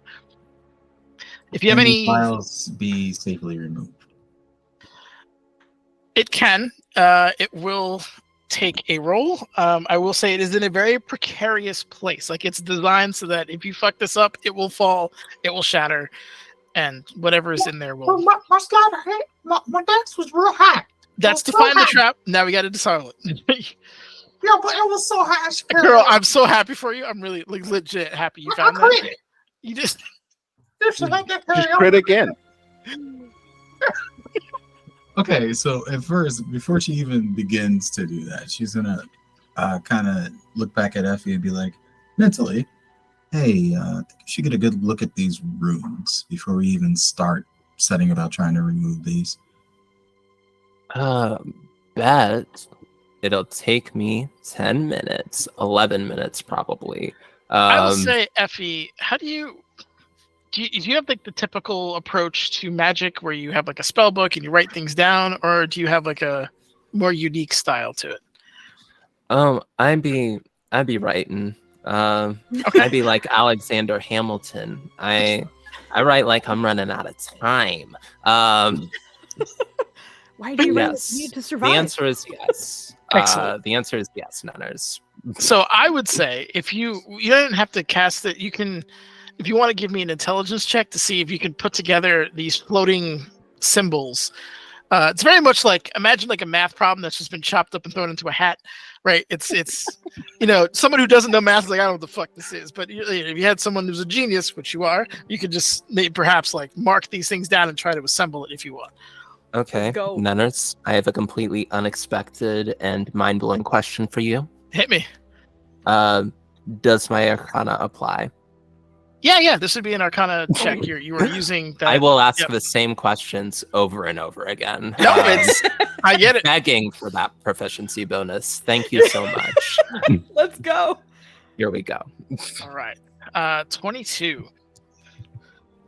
So it takes a moment. You're like, okay, that's the symbol for that. That's where you get the energy. That's how you convert it. This is this. Like it probably takes you like 2-3 minutes of like mentally mapping out what this actually looks like. It becomes somewhat apparent to you after those minutes that this is a plane shift spell that is somehow animated. And you would have opened the door and it would have shifted, whoever was in that specific vicinity into a different plane. So, yeah, and specifically with the 22, I'll say it looks like it would have been the plane of fire. That is fuck? what, like, Damn! Effie has been silent, and you hear Effie like being like, "Oh, doing that woo noise, like, ooh, that was bad. That that could have been bad. But yeah, just like tells everybody, let's back it up. Let's back it up. Just a little ways. Don't mind me. Sorry. You were not And will telepathically communicate. Yeah, if that breaks and we are near it, that is shifting whatever is in the vicinity into the elemental plane of fire. If we can remove it and like get it for ourselves, we can use it and throw it at somebody and just teleport somebody to the elemental plane of fire, which I think is pretty neat.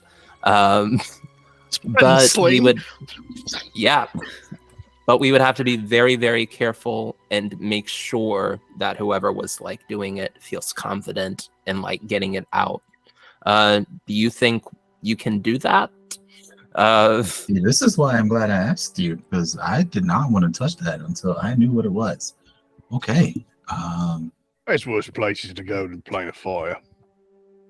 I mean, true, but there's better places to go. Not arguing that. Can't we just go through this door? I was just going to point at the left one, assuming the vial's on the right.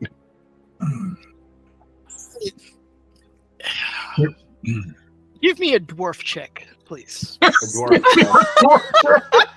What button do I click? What is the dwarf check? So Brannigan, can I see your black card? Your dwarvish black card. Oh my God. you almost got this. The blacksmith card. Okay. Both card. Yes, Okay, the blacksmith Oh card. my god. The dwarf card, and I'm gonna let this kind of be up to you. How you see craftsmanship in terms of like how things work, right? You have kind of an innate understanding of like engineering and architecture and stuff like that. Do you have an academic approach to it? And I'll give you advantage because this is kind of a dwarven like base structure. It's obviously deviated in this particular room, but the base structure is the same. But whether that would be intelligence or wisdom, I'm not. I think it's from your character's perspective, so I didn't want to shove that. Hence the dwarf check. So, do you I think? would say there's both elements to it, but I will define it for this moment. I would say that it's a lot of like wisdom. I mean, primarily you'd probably call it a strength or a dex check to craft something physically, but it's wisdom is applied there, whether it's mechanically applied. Intelligence, I think, is how I'm analyzing anyone else's, because it's how you've learned, just looked at other people's and seen and been taught. So there is all that. That said, if you want to call it straight intelligence or history or investigation or any of the intelligences, I'm good. Whatever you want to call it. I say, give me a history and advantage then. And we'll. Nunners, Okay. were you just willing to end the adventure if we just busted through the door? We If we did were it. just like, We'd have yeah, gotten out of the we'll- hellfire. It'd be fine. It would turn we'll into a bust plane of down the fire door. adventure. and adventure over. We can't take the keep. Your goddess is fucked. I do have a plane of fire map. If you did go there, but Oh my god. you do have. Look, Anita's off screen. the cool thing about having like such a cool group of like holy people is you have help from your deities if need be. You have elements of like you have a very high level wizard. You're not completely fucked right off the bat, but it would be a setback, 100%. That all said, what was I going to say? You're 14. You are looking at it from an intelligence point of view. That's your dwarf check. These doors need to be opened at the same time. You know, now that I'm looking at them, you can't just open one. They open same time. So we should remove that vial, yeah.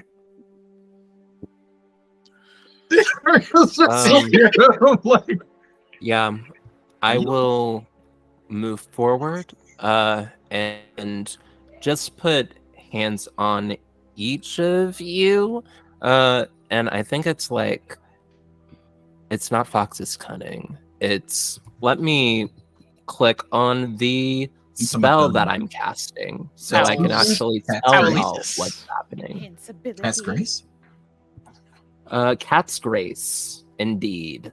I sorcerer a lot. So I'm casting it at 3rd level on both of the monks. Okay. So y'all are better at dexterity checks for the next hour for as long as I concentrate. You have advantage on the roll. And if there's anything else we can do to like buff their dexterity as they do this incredibly taxing thing, incredibly important thing. Effie, Yeah. if you don't mind rolling me a D100 at the conclusion of that spell cast, please. Ooh, what does that mean? Jesus Christ. Okay. Oh, Santa Maria de Guadalupe, intercede por la In this iglesia, no hay de case, que it's toman papa. Mr. Please.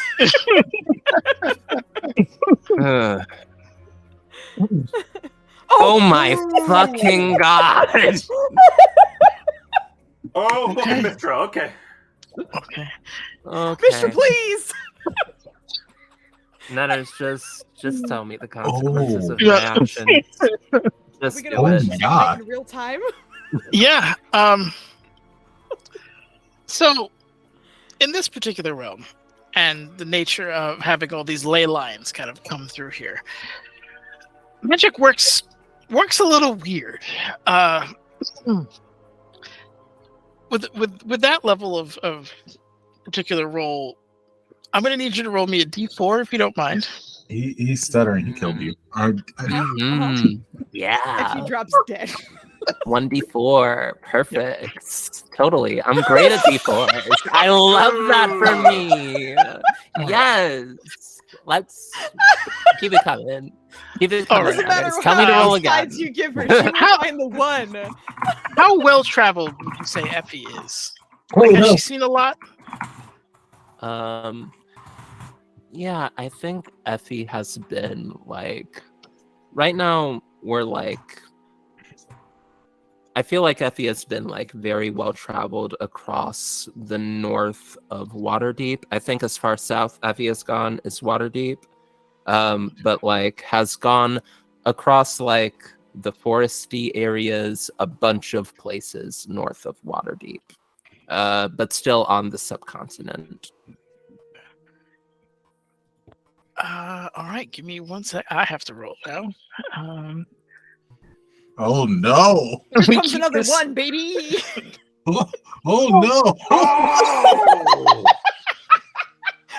What is happening?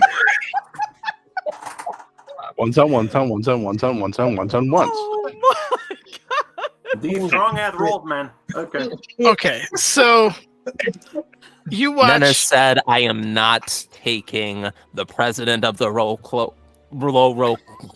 Rollers Club spot. I am Like so that sorry. presidency belongs to Nenners. Period." I admire the dedication. DM, tell me the consequences of my actions. So there's kind of an even-handed playing. Like there's a balance to how the ley lines are run through here. So the beneficial thing is you cast the spell and it goes off, and you guys get the benefit. It works as it should. Immediately after, you feel a surge of magical energy come through. And initially, it's pleasant to the point where you've gotten your 3rd level slot back. But immediately, as you begin to contemplate what that is, the transmutation element of the magic kind of runs rampant. It overflows out of you, taking the form of a polymorph spell. You are currently now transformed into a cranial rat. And are very small. Give me one moment. So that unfortunately happened. I there's too many ones. I was trying to steer you out of that, and then I rolled a one, and that was the Yeah. cranial rat. So it's actually not Ugh. terrible because cranial rats have some level of intelligence, and you can communicate Huge brain telepathically. rat. Yes. Totally. Yep, And I'm still like linked telepathically. you are. Yeti. So you're That- probably just Except now your int is like 4. you're into 4, I believe. Yeah.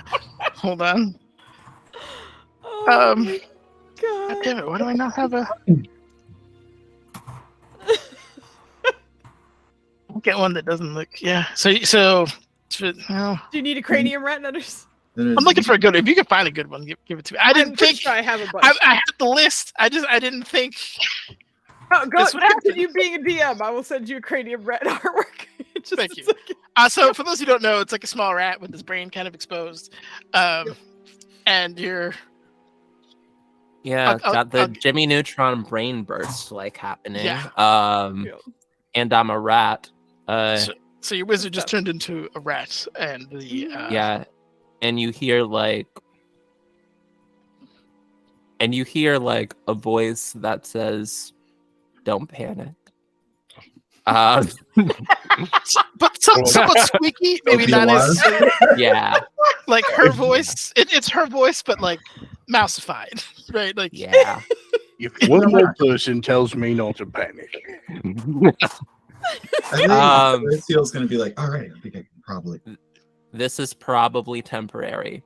No need to worry. Just focus on the flame orb. No. Just focus on the flame vial. How long do polymorphs usually last?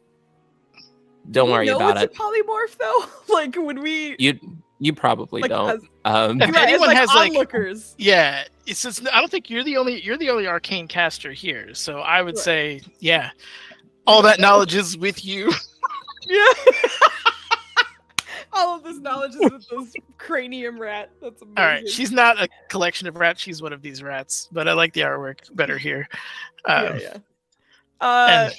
Moody's gonna lean over and offer his hands in case she wants to not be on the ground and really tiny. Do you need a hat? A little rat hat? Exposed. How long does this last? Please, like in the mouse voice, please focus on the firebomb. Maybe we should focus on dispelling whatever that is. I got it. You don't worry about it. I got it. This happens all the time. You turn into a rat with your brain exposed to the open air all the time. Could you please get to the vial, please? I will say, give me the roll for the vial, and whatever that roll may be, we'll end it here, and we'll start next week with your I don't like the way you said that. wizard. We'll end it here. Here we come. All right. So Corlin would just like go over to you and be like, "That is what happens. That's what happens when you try to help us. Come. If we fail this, at least we won't be alone." Let me see here. How much? So we got 3 different kind of don't panics in one episode, and it ends with the wizard being a cranium rat. What are we rolling here, Nenners? You're rolling your sleight of hand. Wait, how much dex did we get out of here? You get advantage on this chat. It's just advantage. You get advantage. Okay. You get advantage on your sleight of hand. Sorry, Okay. Pathfinder brain. My bad. Okay. Cool. Advantage. This is a +4 with these duels. Oh, thank God. So that would be a 26. All right. Technically, this is the better option, but I really wanted to see 4 ones on 2 advantage rolls just to Oh my keep god. it going. Back into the hellish plane of fire. Anyway, with the combined efforts of both monks, you were able to very carefully extract this vial and place it wherever you'd like. And the door is now disarmed and capable of being opened. Although how you do that is going to be in the next episode of Your Poor Wizard's Rat. But Is it wrong that I totally just imagine Brannigan decided he just wants to throw his hammer at the buckles? You're not far off. I was like, I really want to throw that into the painting that tried to take my hammer just to show him. Take this vial, fuck you. My hammer, enjoy the plane of fire, you stupid painting. and that's how the cleric sparked the war between the Shadowfell and Fire Realm. None of that's my Fire problem. Yeah. It's my problem. Oh, that's amazing. Oh, I'm better than that. I do not mess with the crazy thing. People act like I'm impulsive just because a place full of demons that could come around any corner has me throwing my hammer at things. Nenners. Not being unreasonable. Also, It ghosts was a that I can't see. 1% chance. It was less than that. It was a 1% chance, and then it was a 25% chance, and then it was a 5% chance, and it all happened. All ones, baby. Yeah. Oh my god, I cannot believe. So Yeah. who did you anger before we start this session. I was rolling so good. I had my intelligence checks. I had everything, and then as soon as the magic got weird, I think I was just like, yeah. I think my goddess was like a little bit tired of me talking shit, just a little bit. That's what You ever got us all. collaborate with Bahamut? You don't know? All right. Hold on, the mixtape was mid. Oh, okay. You out here mocking Puff the Magic Dragon, and you don't realize that song is fire. That's your mid right here. To quote the youth. I genuinely like that song. So I think we should invest in getting a tiny top hat. Invest how and where? I don't know. You gotta find a way to do it. You can't just have your brain out like that. Yo, it took us 2 hours and 40 minutes to get through one door. Like, can we This is not why you worry just about let top traps hats go. right now? Yeah, like it took the whole session to get through 2 doors. But we I mean, did one it. of them was already open for us, so I didn't count that one because we just Actually, walked wait, in. hold on. 2 doors and like We had and to a run secret over the tunnel. bridge, and that was the door, right? And then we came in and we went into this Period. room, and then we came out and he threw the hammer at the. We got 3 doors. We Yeah. got 3 doors and a secret trap. I'm That's just saying. Yeah. that's If See, everyone was who's a trap, shortchanging us? We we'd haven't, be at we the haven't gone battery. through this door, and again, the first one was open for us already, so we really only tackled one door. We'd be at the battery already if people weren't so trap obsessed. Yeah. I mean, technically, based on this trap, we'd be in the plane of fire, but we wouldn't be in this room still. Heck, we might have already gotten out of the plane of fire. Do you know how to get out of the plane of fire, Joe? I'll figure it I out. know. Maybe. You can throw a hammer at it Between immediately. 2 You just throw a hammer at the plane. Is a bro. straight line. You just Yeah. go through obstacles. That's how it does. There you go. Oh my god. It's Or hard just to marches throw hammers. endlessly into the plane of fire. Nenners, Yes, does Effie have an intelligence of 4 right now? I believe so. I'm gonna get you the cranial rat, Okay. cranium rat.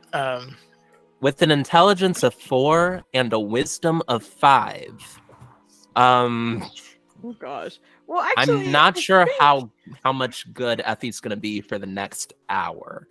As a rat, your wisdom actually went up to 11, so you're wiser as a rat than as a human being.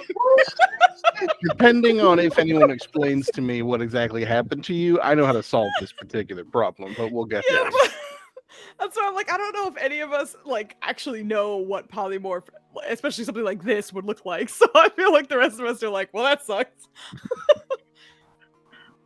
Do you feel like Amazing. you've transcended? No, true. What's the missile? Oh my god. I'm a rat, but things are so clear now. You're a rat. Everything makes sense now. You don't need to I worship can Mistra. smell so good. Oh my god! Like Yep. I'm getting Oh, sense. God. I feel like I'm way better at just surviving, and Mhm. honestly, I'm not thinking too hard. Anxiety, worry, gone. Let's go through. Let's bust through the doors. Exactly. Let's go. You don't got to worry Ah. about Mistra being trapped. Your new Lord and Savior, Jesus, will keep you safe. Praise You have Jesus. the best. You could also do as a bonus action. You can shed dim light from your brain. 5 feet. Oh, it's useful. You're a nightlight. Yeah, I think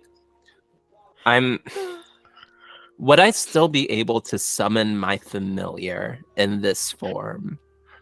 I would love to just walk around with like a black widow spider, and like I would love for us to like be able to like walk around just spider and rat. I'm Like sad you didn't have a bird that you together. could ride as a I don't- rat. I don't think they have innate spell. If there was like more rats, because I think you guys get Yeah. smarter the more cranium rats there are. So if you find more cranium rats, and shit. Yeah, that's true. can get you over a 13, I'll let you What the spellcast fuck? because you guys can cast after that. But Shit. Oh no. oh no, you have to get over a 7. If someone buffs your int over a 7, you can cast 1 level 1 spell, which would be enough to get you your. Yeah. Like, I wouldn't have to cast the spell. I would just have to activate the spell. But I feel Okay. like, yeah, I feel like I would still need higher intelligence, especially in Yeah. like a wizard summoning thing. So like, that's too bad. I would love to like have little adventures just as tiny. But the good thing is now I can probably just like go into like walk through doors now. If the like hole is small enough, I can just like squeeze my way through, Cranium check for rat. traps. I'm not heavy enough to like do the pressure plate thing, so I should be good to like do some scouting work now. This rat gets sillier and sillier in my brain. I'm now imagining it still wearing your cheerleader outfit and like squeezing in between doors.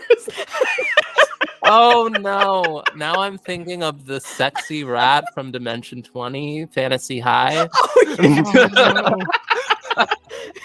Summon a sexy rat. So if you can get me a sexy cranium rat art, I will gladly We're throw That's a that good on point. the Isn't there an option We'll for the shout out gear to stay on the form? Is the rat wearing a cheerleader outfit? I'm pretty sure all of my clothes and gear just like Yeah, go into the it's all form gone. unless Yeah. the DM is kind. And Nenners, I would ask you humbly to please let my cranium rat have just a tiny bralette and a mini skirt. All right. So, for the sake of You've gone too correctness, rats would have multiple bras.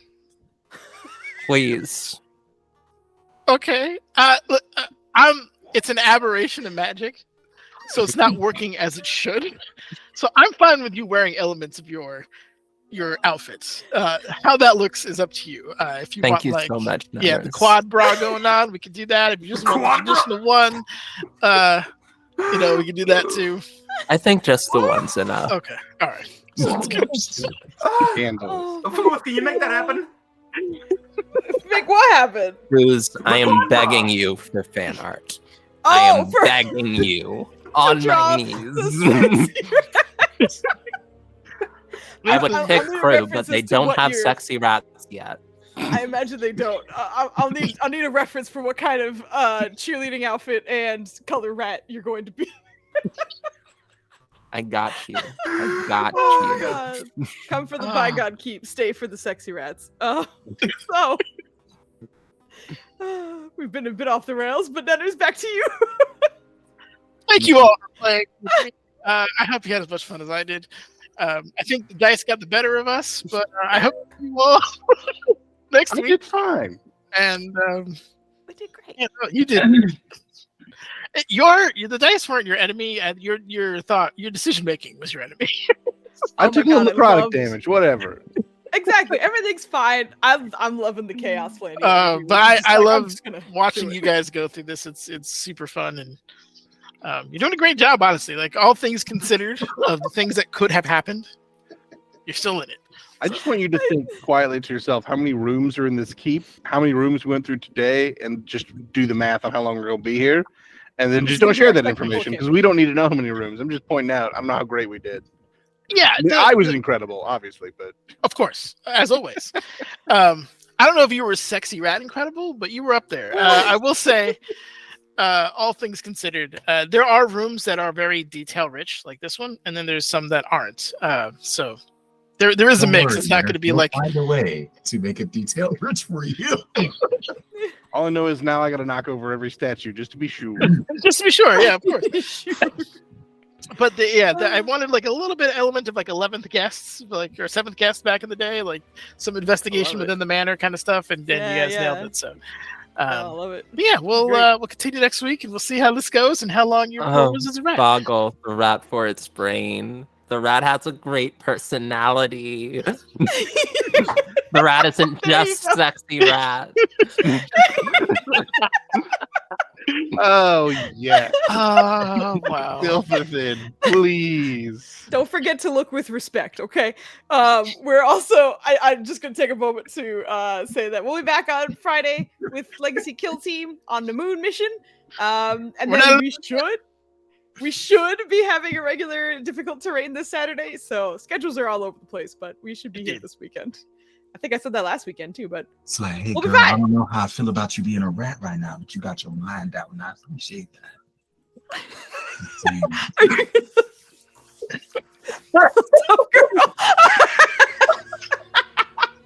okay. I was actually productive for once, and I found someone for us to raid before me saying everyone Whoa. please stall because I forgot. So I was actually pretty good today. We are going to go raid Fabled 42.